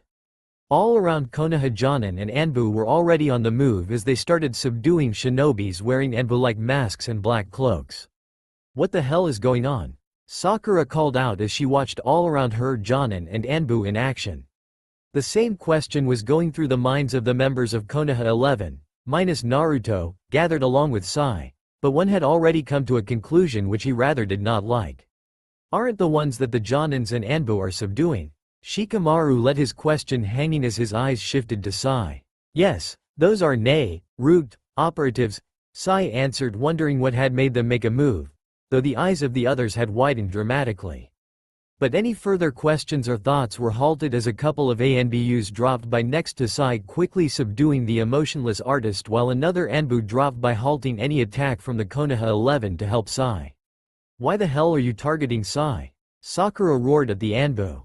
Orders to restrain any and all members of the Foundation, and if unable to subdue, to kill them, the Anbu answered. What? Sakura asked in surprise. But before she could make a move, she was stopped in her tracks by Shikamaru's Kagemane no Jutsu, shadow imitation technique. What happened? Shikamaru asked. Shikaku's son, Shimura Danzo, made a move on Hokage-sama. The Anbu answered, causing the eyes of the group to widen. Danzo saw? Danzo, what do you intend to do attacking Naruto? Sai thought. Not thinking much, some of them rushed towards the location of the blast while a few remained behind as their eyes turned towards Sai. Unless and until Sai decides to retaliate, he has nothing to fear, the Anbu answered, seeing the looks of the remainder of the group. In the middle of the crater created by Pain's Shinra Tensai, heavenly subjugation of the omnipresent god, and a small crater created within it by Naruto's Odama Rasengan, big ball spiraling sphere, stood Naruto and Danzo facing each other, while two operatives lay dead between the 2 and 3 were being subdued by Kakashi and Shikaku. Danzo warily eyed the blonde that now stood in front of him. No longer did the blonde seem like the noisy genin he had seen around, but rather the blonde now towered like a Hokage should. This itself made him nervous. Then there was the matter of the Sharingan. Not only had the blonde broken through Kotoa Matsukami, he was also certain that he had for a split of second seen the reason behind it, the Mangekyo Sharingan of Uchiha Shisui glaring back at him from the left eye socket of the blonde. It was only his luck that 2 of his underlings had been able to intercept the Odama Rasengan, as he had been too stunned to react, seeing the eye that he most desired. But now it was his chance to acquire the other eye of Shisui, and with it there would be no one to stop him. You have something that I direly want, Uzumaki, but it makes me wonder where you got your hands on something so priceless, Danzo spoke up. It didn't take Naruto to be a genius to figure what Danzo meant, as he felt it while he broke through that illusionary jutsu. And it also helped that at the same time a memory flashed through his mind. A memory of Uchiha Shisui handing his left eye to Itachi. Makes one wonder. Though doesn't that same question apply to you too, Danzo? Naruto replied back. Even though he held a facade of calm on the outside, on the inside he was seething with anger. That does not matter now, I'll have what I should have obtained years ago, Danzo said and went on to remove the bandages and a gauntlet-like seal of his right arm. The sight of about 10 Sharingan on the right, probably artificial, arm of Danzo made Naruto's anger flare. Even if all he had heard of the Uchiha clan intended to do before their massacre, the very thought that this man had possibly defiled the graves and the life of the Uchiha, it did not go well with him. Taking the momentary distraction of Naruto as his chance, Danzo's hands flipped through 3 seals for a special jutsu that he wished not to use in such circumstances, but he had no choice seeing that there would be some time before he could make use of the Mangekyo Sharingan in his right eye, though there was a question that whether the jutsu would work for the second time or not. And with the jutsu activated he moved to attack the blonde with speed that no one would anticipate from an old and handicapped shinobi. But to eternal surprise of Danzo, Naruto moved even faster than he had anticipated as he dodged his punch from the artificial limb and then drilled a Rasengan through him from above him. Boom mmm. It was another blast that rocked Konoha, but this time around the Konoha 11 were present close to the site of the blast. It was not just them, many other shinobis had gathered around too. It was being here that did they see the gravity of the situation as all around Konoha Anbu were restraining the members of the Foundation, while some stayed dead at their feet. When they had arrived they had found Danzo rushing forward to attack Naruto with what could be only described as an artificial limb. And then when Danzo was just inches away from Naruto, he moved faster than any had expected and drilled a Rasengan through the aged man. And that is what had them all confused, for they had witnessed the Rasengan drilled through the back of Danzo, and the old Warhawk's body drilled through the ground, possibly dead. But this was where the confusion began. For one moment Danzo was splashed in the crater created by the Rasengan and the next he stood a few feet away from Naruto completely unharmed. What did just happen? Was that a genjutsu? Was the thought running through most of their minds? And so to confirm it, both Hinata and Neji had their Byakugan active. Naruto silently eyed the man that now stood a few feet away from him, the one who just seconds ago was drilled in the ground beneath him by the Rasengan. The Danzo he had hit was certainly no genjutsu. Even if genjutsu was never his strongest suit, he was capable of identifying a genjutsu cast over him, even by the likes of Uchiha Itachi. So the current sight of Danzo did not make sense to him, for he had not sensed the man move from beneath him, nor did he think that the man used some sort of Jikukan, spacetime, ninjutsu, for Danzo stood there completely unharmed. And apart from a minor change, nothing seemed to have changed with the man and for some reason he had an off thought that it had something to do with the hand seals he performed before charging at him. Normally he would have so many questions, so many things he would want to learn, but he had heard enough about Danzo, the shinobi no Yami, enough to know that the man could not be reasoned with, nor was he someone that could be left alive. The very word that left his mouth as steeled eyes locked onto Danzo was filled with pure disgust and hatred seeped in him that he never thought he was capable of. As if understanding what was going through his mind, Danzo spoke up. The ninja world is an ascetic world. To remain anonymous is a source of pride. But by controlling both the surface and underground, one can truly strengthen the village and nation. A naive boy as you would never understand the meaning of being a true ninja. A shinobi's life is of sacrifice. For the sake of Konoha, such sacrifices should be made. And with that he held up his right arm to make his point. Me, a naive boy? Sacrifices. Those words rolled of Naruto's mouth as his hands flipped through a few hand seals. Futon. Tenrin, wind release. Orchid sky. He said as he pointed his right palm at Danzo, which was shimmering with wind, and made a single slashing motion. From the hand shot forward a powerful gust of wind at Danzo, who did not have the time to react as the gust of wind moved at very high speed and was within a second was caught in it and had his body carved in by hundreds of wind blades. This was not how Danzo expected the things to go, for within a span of minute the boy had already killed him twice, and if not for Izanagi he would have really died. His single dark eye glared furiously at the blonde as he tried to get his facts right about him. He had known the boy had grown in skills after training with the toads, and learning the sage arts from them had made him a deadly opponent, but nothing had made him anticipate that sort of speed or jutsu prowess. It did not make sense, for as per his intelligence the only jutsus the boy was capable of the Kage Bunshin, Rasengan and its variant, the Kachiyose and the Sage mode. Nothing pointed out of him capable of futon ninjutsu other than the Rasengan variants, but yet he used one, a very powerful and a deadly one at that. But that didn't matter right now. What mattered now was him gaining control over the boy, the Jinchuriki of the Kyuubi no Yoko and currently the hero of the village. He had taken his chance, and had failed, and with most of his root members incapacitated, some restrained and a few killed, he needed to go on with his plan to gain control over the boy. His best bet now was the combined use of Shisui's eye and Hashirama's Mokuton. But he needed some time for the eye to become active again, for him to use it at its full capacity. For unlike the artificial hand constructed by the cells of Hashirama giving him the ability to use Mokuton, he had far greater control on the use of the eye. He had already made plans, in the unlikely event of the Kotoa Matsukami being countered, but with the quick moments of the Anbu and the Jonins many of his plans were foiled. It left him with a single plan, but a one which he banked the most on. Yes, a naive boy like you would never understand what it truly takes to become a Kage. The sacrifices that are made, he said all the while as his hands flipped through hand seals. Holding the Inu, dog, hand seal, he took a deep breath. Futon. Shinkugyoku, wind release. Vacuum sphere. He whispered as he exhaled several small blasts of wind chakra in such a manner that they are dispersed over an expansive range.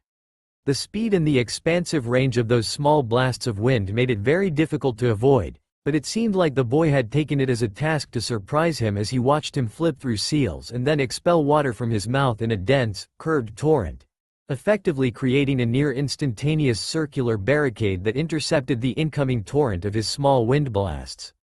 Again he was surprised, for not only did the boy use of a Suiten ninjutsu, but a powerful defensive Suiten ninjutsu. Suiten. Sujinchu, water release. Water encampment pillar. A jutsu that required a high-quality control over the nature transformation of one's chakra into that of the element of water. And yet again his information on the boy had failed him. But he decided to think on that later. He had more pressing matters at his hands as he watched as the boy had his hands clapped together and the water around him started to form a circular torrent in front of his hand. His single eye widened as he recognized that jutsu, something that was last seen to be used by Uzumaki Kushina, and was one of the infamous Hijutsu, secret technique, of the Uzumaki clan. Suiten Hijutsu. Suitikiyatsu, water release secret technique, water cyclone.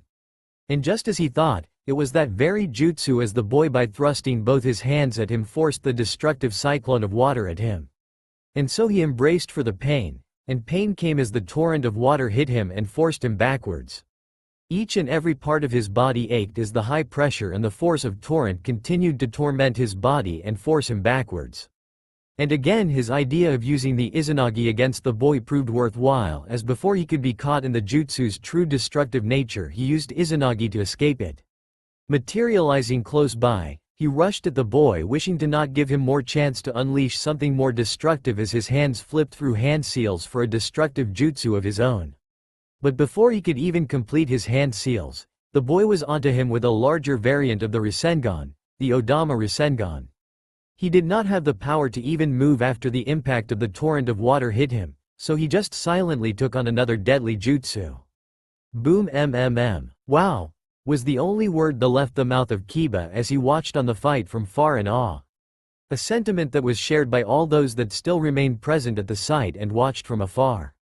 Most of the civilians around the area had already been evacuated by the Anbu and all of the root members either restrained or incapacitated. The only that remained around were shinobi of rank Chunin and above.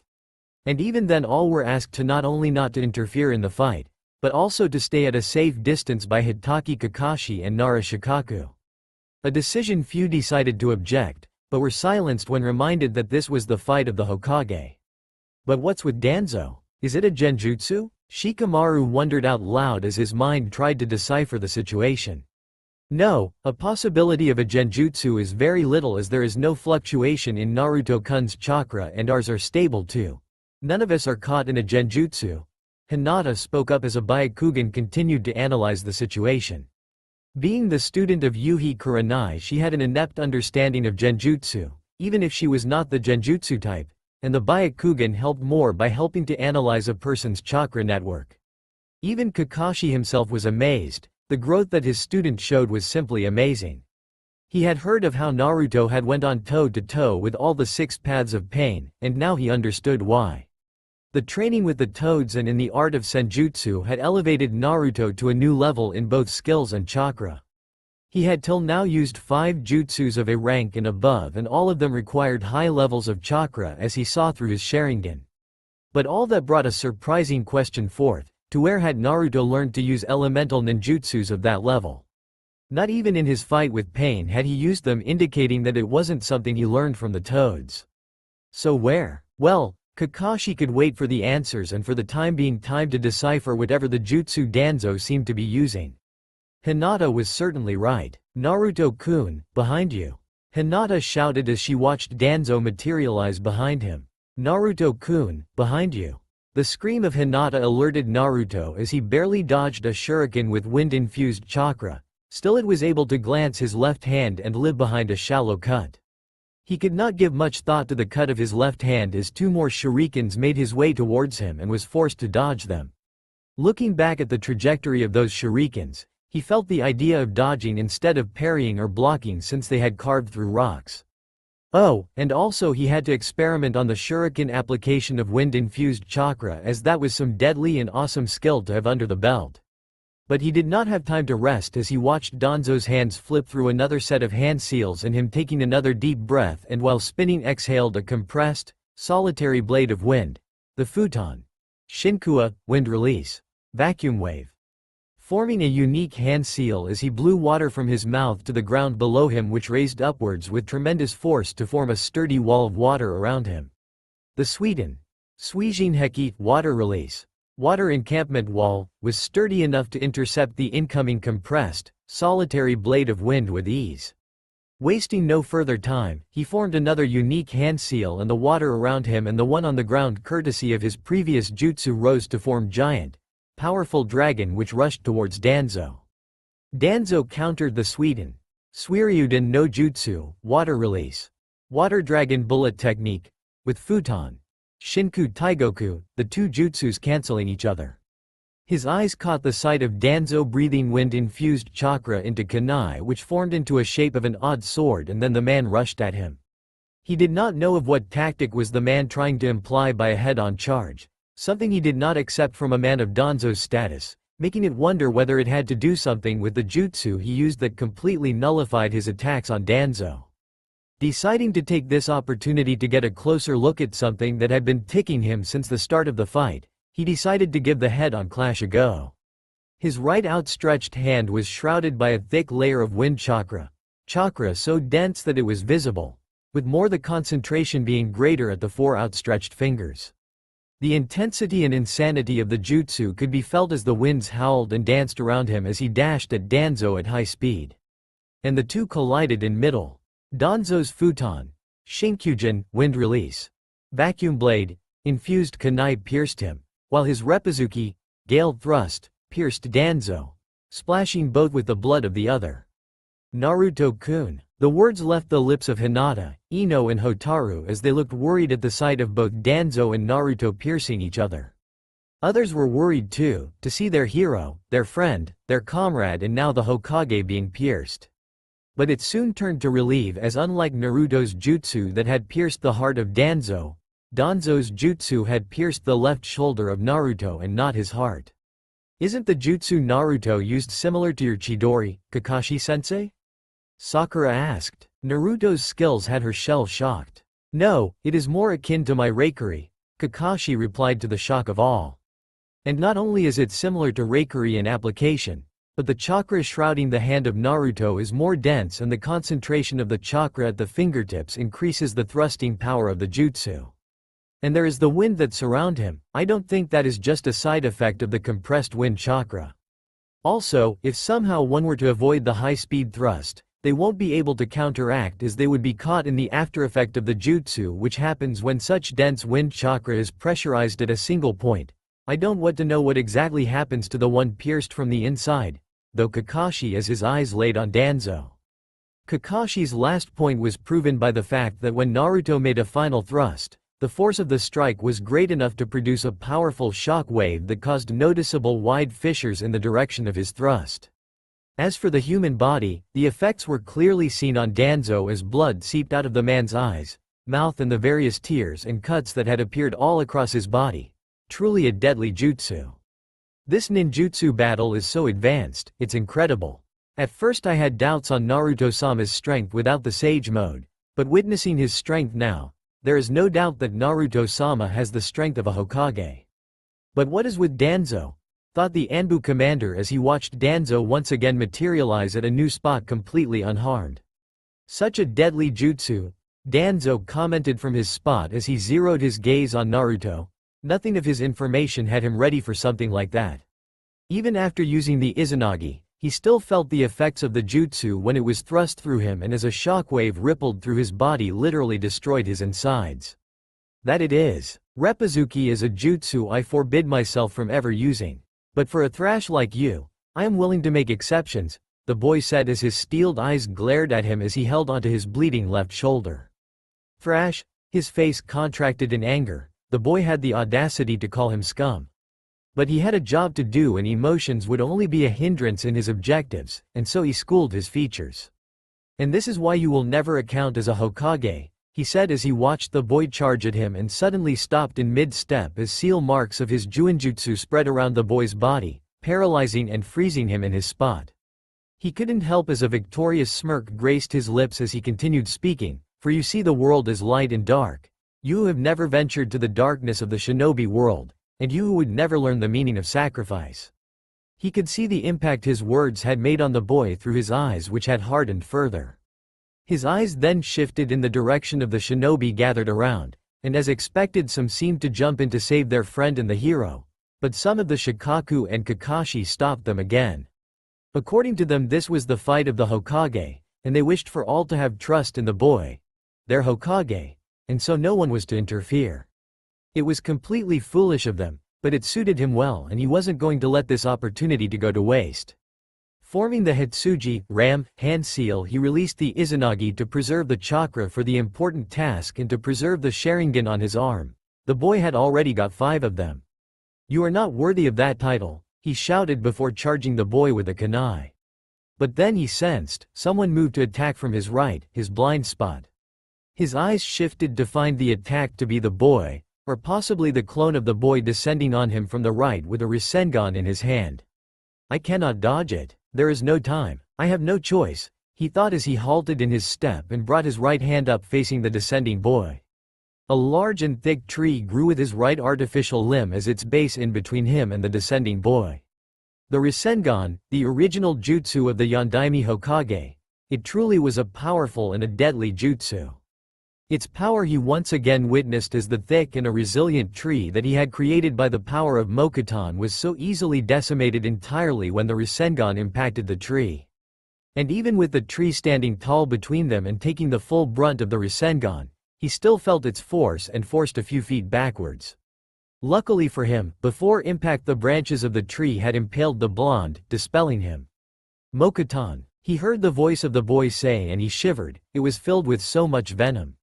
His eyes turned to look at the boy. The fear he felt was now clearly seen through his single uncovered eye as the features of the boy had changed. Even though the boys carried venom, his face showed no such indication and on the contrary it seemed completely calm. But what had fear rushed through him was the seal marks of his Juinjutsu no longer held the boy paralyzed and the reddish-orange pigmentation around the boy's closed eyes. The latter one was something he did not want to happen. For being in Sage mode the boy's prowess jumped to a completely new level. But any further thoughts were cut short as the boy spoke up, his voice so calm that it actually had him worried. To block the Rasengan with a Mokuton, for someone who seemed not to die, no you can die. And with that the boy charged at him, his hands rushed through the 3 hand seals after punching the palm of the artificial right limb. You, rabbit, I, boar. The boy had closed in on him, his fist cocked back and about to deliver a senjutsu enhanced punch. He dodged it by mere inches and as the fist whizzed past him. Hitsuji, Ram. He finished the last hand seal activating Izanagi, and it could not be a better time than that as even though he avoided the punch, he felt a powerful force pushing his face away with the force greater than that of Tsunade's punch. As the force rippled on his cheeks and felt his entire body being electrocuted from the attack, He couldn't help but marvel at the power of the Sage Mode. A baffling attack that could neither be seen nor felt that sent him skidding through the ground like a flat rock thrown on water. A single punch, a punch that he had dodged, was all it took for the boy in Sage Mode to kill him. It was only that he had been able to active Izanagi at the very last second was he able to survive that one. It was no wonder that the boy had been able to defeat Nagato, the wielder of Rinnegan, and his 6 paths in an one-on-one fight. Uzumaki Naruto was a shinobi to be feared.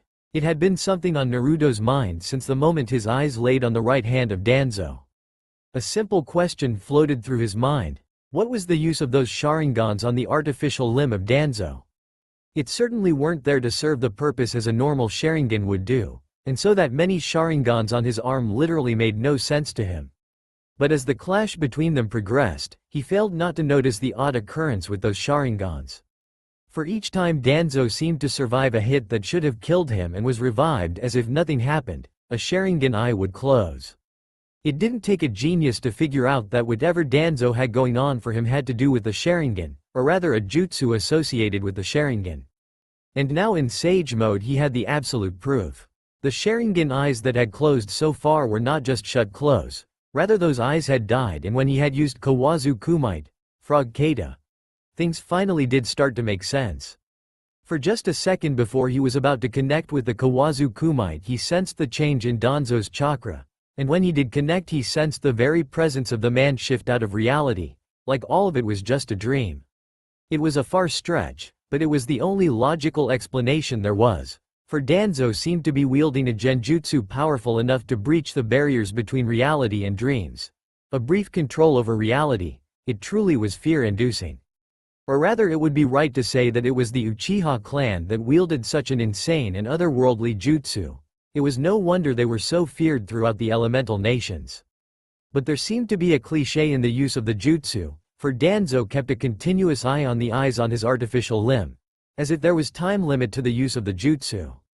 It was already clear to him that every time the jutsu was used a Sharingan eye would lose its light and die down, which mean that Danzo could survive 4 more fatal blows.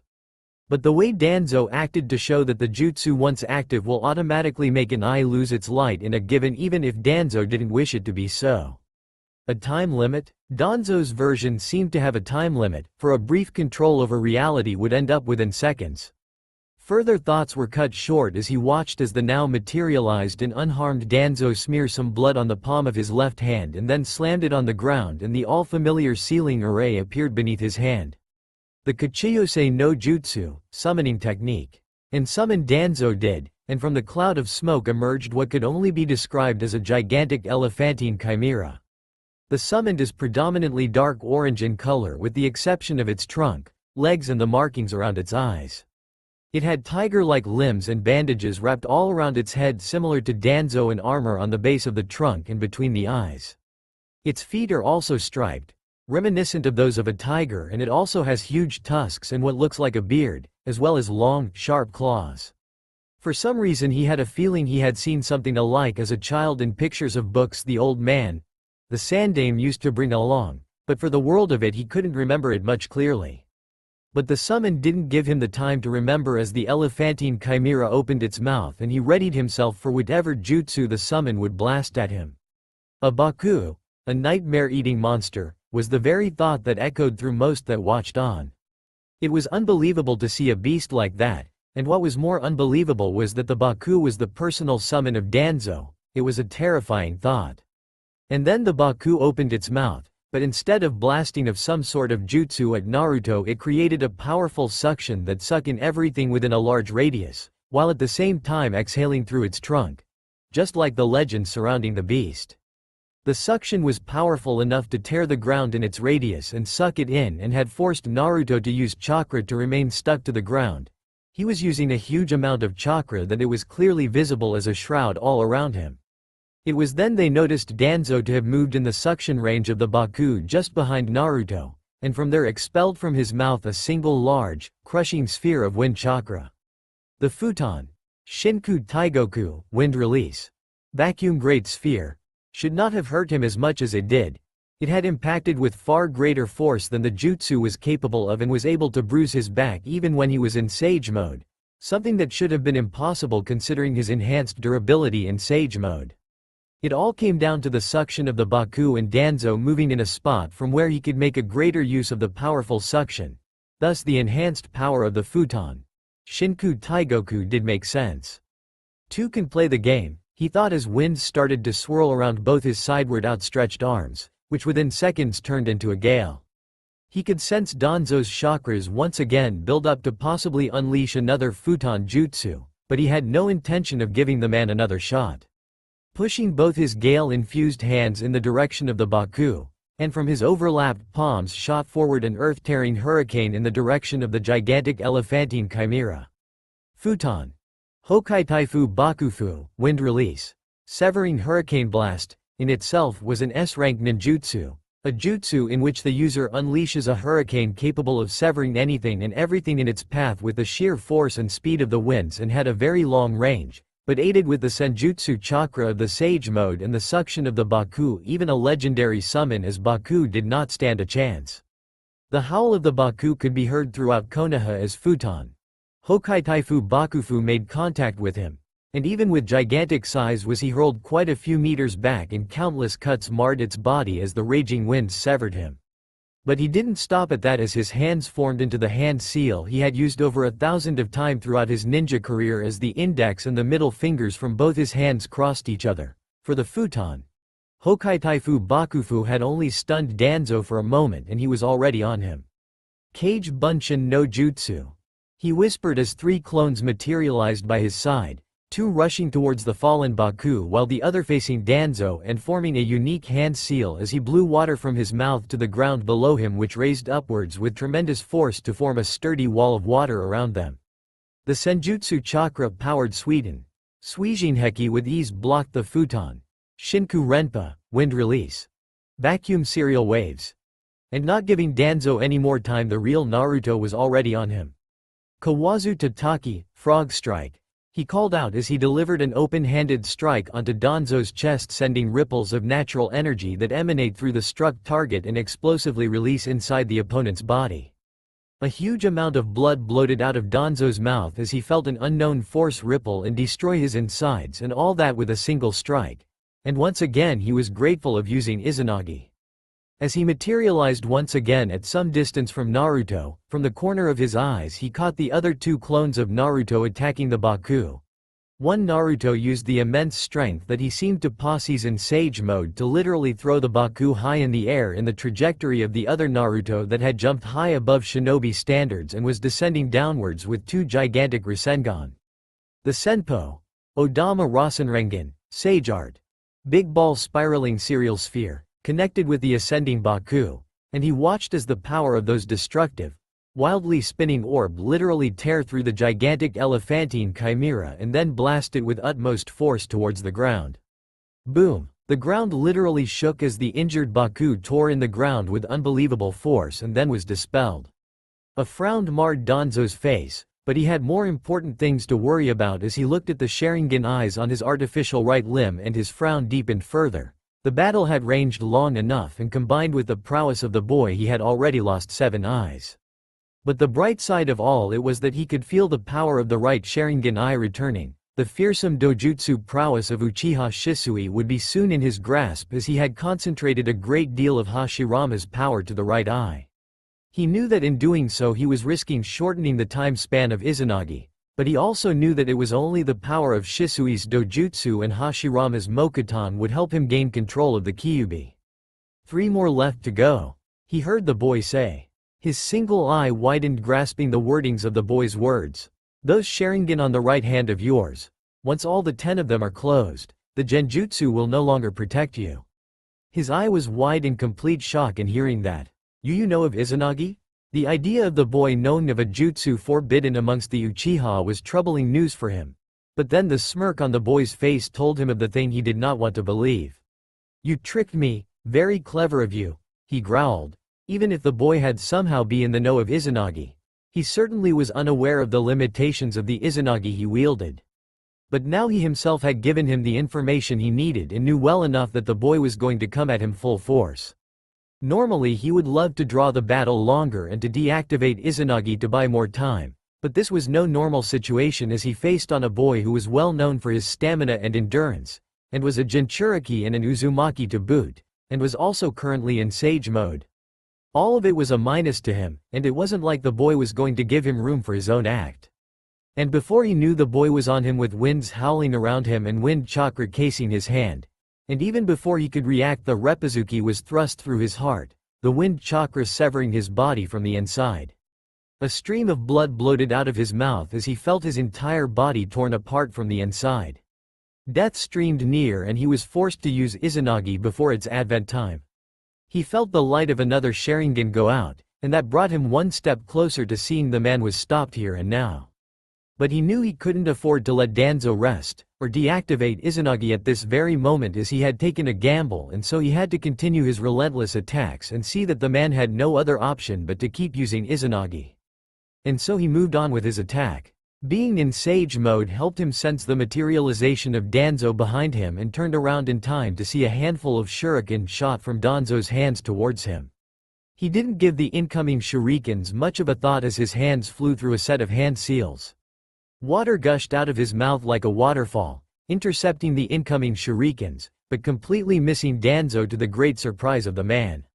But from the start he did not mean for the Sweden Mizurapa, water release, wild water wave, to even hit Danzo from the beginning. It was meant for something completely else, for as the water from the Sweden Mizurapa rained downwards, he formed a single unique hand seal, and instead of a rain of water droplets, a rain of 1,000 long needles showered Danzo from all directions. The Sensatsu Suisho, 1,000 flying water needles of death, in Sage mode turned out to be more powerful than even Naruto had anticipated it to be, as the thousands of water needles pierced the body of Danzo at very high speeds. No wonder Fukasaku had told him that in Sage mode the power his Nen-Gen Tai Jutsu increased dramatically. He had seen it with the Rasengan and its variants, the Futon Rasen Shuriken and Futon Hokaitaifu Bakufu, but those were all powerful jutsus in their own right. But now that idea was proven as he watched the power of B-rank Sweden ninjutsu match that of an A-rank ninjutsu. But that was not what was of importance at this moment. The importance was to see Danzo stopped here and for all, as he felt the use of Izanagi once more. Forming the all too familiar hand seal of the jutsu he must have already used about 1,000 of times.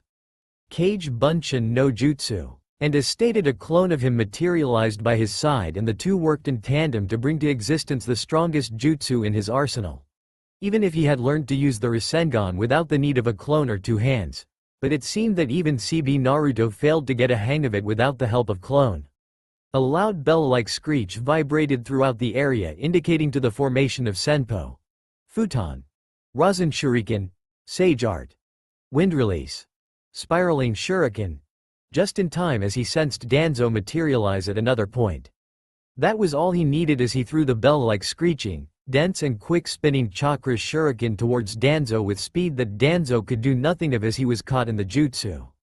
He watched as the Rasen Shuriken expand and then catch the Shinobi no Yami in a vortex of countless wind blades that disintegrated the body of the man. This is, well, damn. Omoi swore out loud as he watched on the ongoing battle. The trio of Kumo nins had been disturbed by the explosion rocking Konoha, and like many had rushed to the source of explosion, wondering whether it was an attack of Konoha's enemy to take advantage of their dire state or was another member of Akatsuki here. But arriving at the location, they were surprised to find a clash between the Rokudame Hokage, Uzumaki Naruto, and the Shinobi no Yami, Shimura Danzo. And like many, they were shocked at the fight they watched on. It had gone beyond the levels of normal shinobi, for this was truly the battle between two cage-level shinobis. But what had them more shocked and surprised was that the Hokage was dominating the entity of the fight, with power and skills that far surpassed the man he was facing. It was then they could see that how someone so young had single-handedly fought the Akatsuki leader, the man responsible for the great crater that was once Konoha, and the bearer of the fabled Rinnegan. And you wanted to anger him? Omoi said as he shot an irritated look at Karui. Aye. Karui just didn't know what to say this time around. It would be cool if from this time around we watch our steps and even our tongues, for we do not want to rile up the Hokage. That certainly would be not cool, Samui said. Even if her tone was as always uncaring, Karui and Omoi could sense that each word she spoke was something they better hold on to. Meanwhile, Samui just watched onto the clash that seemed to have happened so far and still continued to happen, her mind furiously calculating the situation and comparing it with the knowledge she had spent years gaining. Even with all her knowledge, she still could not make head and toes of the jutsu that Danzo seemed to use, apart from the fact that it was related to the Sharingan on his artificial right hand. That was all of it she could come up with, and it seemed no one around seemed to have garnered any more information on the jutsu than she had, apart from the Hokage. That itself made her respect the B-man more. All that did not make her miss the transformation of the Hokage and his sudden power boost, and somehow she had caught onto the word, sage mode, being whispered by the pink-haired girl, if not mistaken, who was the teammate of the Hokage and the student of Senju Tsunade. Only hearing the words, sage mode, had her eyes widened to epic proportions for few seconds. Even if there was very little knowledge on the revered and legendary sages and the sage mode they entered in battle, it was enough to show her just what something of that caliber could make shinobis grovel in fear. The last known sage was Jiraiya of the Densetsu no Sanin and was said to be trained by the toads in the sage arts, and so it shouldn't have been surprised to see the Rokudame Hokage to be a sage too, as he was not only the apprentice of Jiraiya, but was also capable of summoning the toads. But even then, from what she had read, attaining the sage mode was not an easy task. It was as if one herself intended to end her life, and it was noted that many had died trying to achieve that power of the sages. And yet in front of her was someone only 16 and yet had achieved what would take many years to ever achieve. Of all she had heard so far and what she was seeing now, to her Uzumaki Naruto became more and more mysterious, a mystery she would love to solve. "I am not done yet," Danzo exclaimed as for the final time he materialized into existence after using Izanagi. He still had another shot at Izanagi, but he did not want to waste away Shisui's dojutsu for something like that. And so, unwrapping the bandages of his forehead and right eye, exposing the final Sharingan and then closing his left eye, he said, "I won't go down to a brat like you." And with that said, Danzo went on the offensive, intending to not giving any chance for the blonde further chance to get a hit on him. With no Izanagi, chances of him surviving now were becoming dull. His best bet at this moment was either Shisui's dojutsu or Hashirama's Mokuton. The latter took a significant toll on his chakra reserves, and thus it was out seeing that he was already very low on chakra, and the former needed a few more seconds for him to fully be capable of using the Mangekyo Sharingan once again. And so Danzo exhaled several blades of wind at different angles, by rapidly moving their head in various directions. The widespread and devastating futon, Shinku Renpa, wind release, vacuum serial waves, coursed through the air and headed to the blonde, who stood impassively. Senpo, futon, kamikaze, sage art, wind release, divine wind.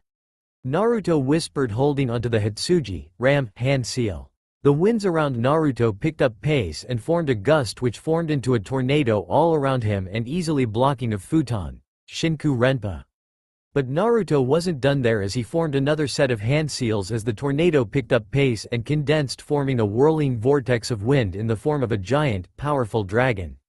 Futon. Furyuden no Jutsu, wind release. Wind dragon bullet technique. He whispered as the ferocious wind dragon charged at Danzo. The said man was barely able to dodge the ferocious dragon as it slammed into him, dealing a substantial amount of physical damage because of the jutsu's condensed nature along with the cutting nature of a vortex and the wind element. Blood bloated out of Danzo's mouth and also from the many cuts on his body from the futon. Furyuden no Jutsu. But he did not have much time to think of it, as the blonde was already in front of him, and before he could react he was slammed into a nearby rock with a firm grip on his neck. Self-sacrifice. That word coming out of your mouth feels like an insult, Danzo. Naruto spoke, his voice full of venom. Danzo tried to retaliate, but the grip on his throat tightened to a degree where he was essentially robbed of his voice and he could glare at the boy in front of him. The only thing he could do was to glare at the blonde, and he did so quite venomously. Forget self-sacrifice, you don't even know sacrifice, Danzo. To the world it may seem that you sacrificed parts of your body for your shinobi duties and then sacrificed your time and effort for your root, but all those sacrifices were done by you for your own selfish reasons and for power. You even ordered the massacre of the Uchiha so that you could dissect their bodies for the power of the Sharingan they held, and even went on as far as digging the grave of the Shodai Hokage and experiment with his body just for the sake of more power. Each and every word that stemmed out of Naruto's voice was filled with so much venom that it made Danzo cringe. It was all for the greater good. Danzo was somehow able to choke out, and then freeing himself and gaining a bit of distance, he continued. Everything I have done was to ensure the survival of Konoha. And one day for the betterment of the elemental nations. You think after everything I've accomplished that I would just give up like that? You're just like that fool of a father of yours and the Sandame. Another kunai slipped into the hand of Danzo and he breathed wind-infused chakra into the kunai and charged at the blonde. You say I'm like my father? Naruto spoke as he sidestepped the wind kunai due to the enhanced reflexes of the Sage mode and delivered an elbow to the Danzo's right hand, forcing him to drop the wind-infused kunai, and a punch to the man's stomach, forcing him to backpedal. I take it as a compliment, for my father fought for his home. He sacrificed his life and even his soul to make sure that we all go on to live and prosper. The Sandame was a great man as well. He protected his home for many years and was again one of the many who sacrificed his life and also his soul for Konoha. That is self-sacrifice, Danzo. I do not care of what you think of me or my methods. I know that only my ways could bring peace to the shinobi world, and for that I need you under my command. I need the power of the Kyuubi no Yoko. And with that the Danzo's hand blurred through a set of hand seals. Hokage Shiki Jijun Jutsu, Kakuon Niden Suishu, Hokage-style 60-year-old technique. Enclosed hermitage entering society with bliss-bringing hands. Danzo roared as he slammed his right artificial limb on the ground. Wooden poles which were engraved and had what resembled dog faces and lit wicks on top of them shot up from the ground around Naruto and slammed onto him, pinning him in his place. A blue chakra string then attached itself from Danzo's hands to Naruto's chest. I have got you now, Uzumaki. Koto Amatsukami. Shit, Kakashi muttered as he rushed alongside a few other shinobis to the aid of the Hokage, Naruto. But before anyone could make progress towards the duo locked in a clash of wills, wooden poles rose from the ground around the two, erecting a barrier that is strong enough to prevent anyone or thing from neither entering nor leaving the perimeter defined by the chains. Reikuri, lightning cutter, he called as he slammed his lightning-encased hand to the wooden barrier in hopes that the Reikuri would cut through it, but the barrier budged not even an inch. Yuho Soshikin, gentle step twin lion fists. Nakuden Sensha, human bullet tank. Gatsuga, fang passing fang. Okasho, cherry blossom impact. Hake Hisangeki, 8 trigrams mountain crusher. Double dynamic entry. Mokuton. Daijiren no Jutsu, wood release, great forest technique. Kaden. Goen no Jutsu, fire release, great flame technique. Futon. Kyoryoku Fuha, wind release, powerful wind wave. He wasn't the only one to try and force his way through the wooden barrier, as it was impacted by variety of jutsus. Jutsus from not only the Konoha 11, but also various shinobis. But none of the jutsus made an impact on the barrier. This is not good, he couldn't help but think. The Mokuton and Sharingan were two abilities that helped one control the Kyuubi, so did it mean that Danzo was after Naruto and Kyuubi all along? That's all for now. If you enjoy, then please like, share and do comments.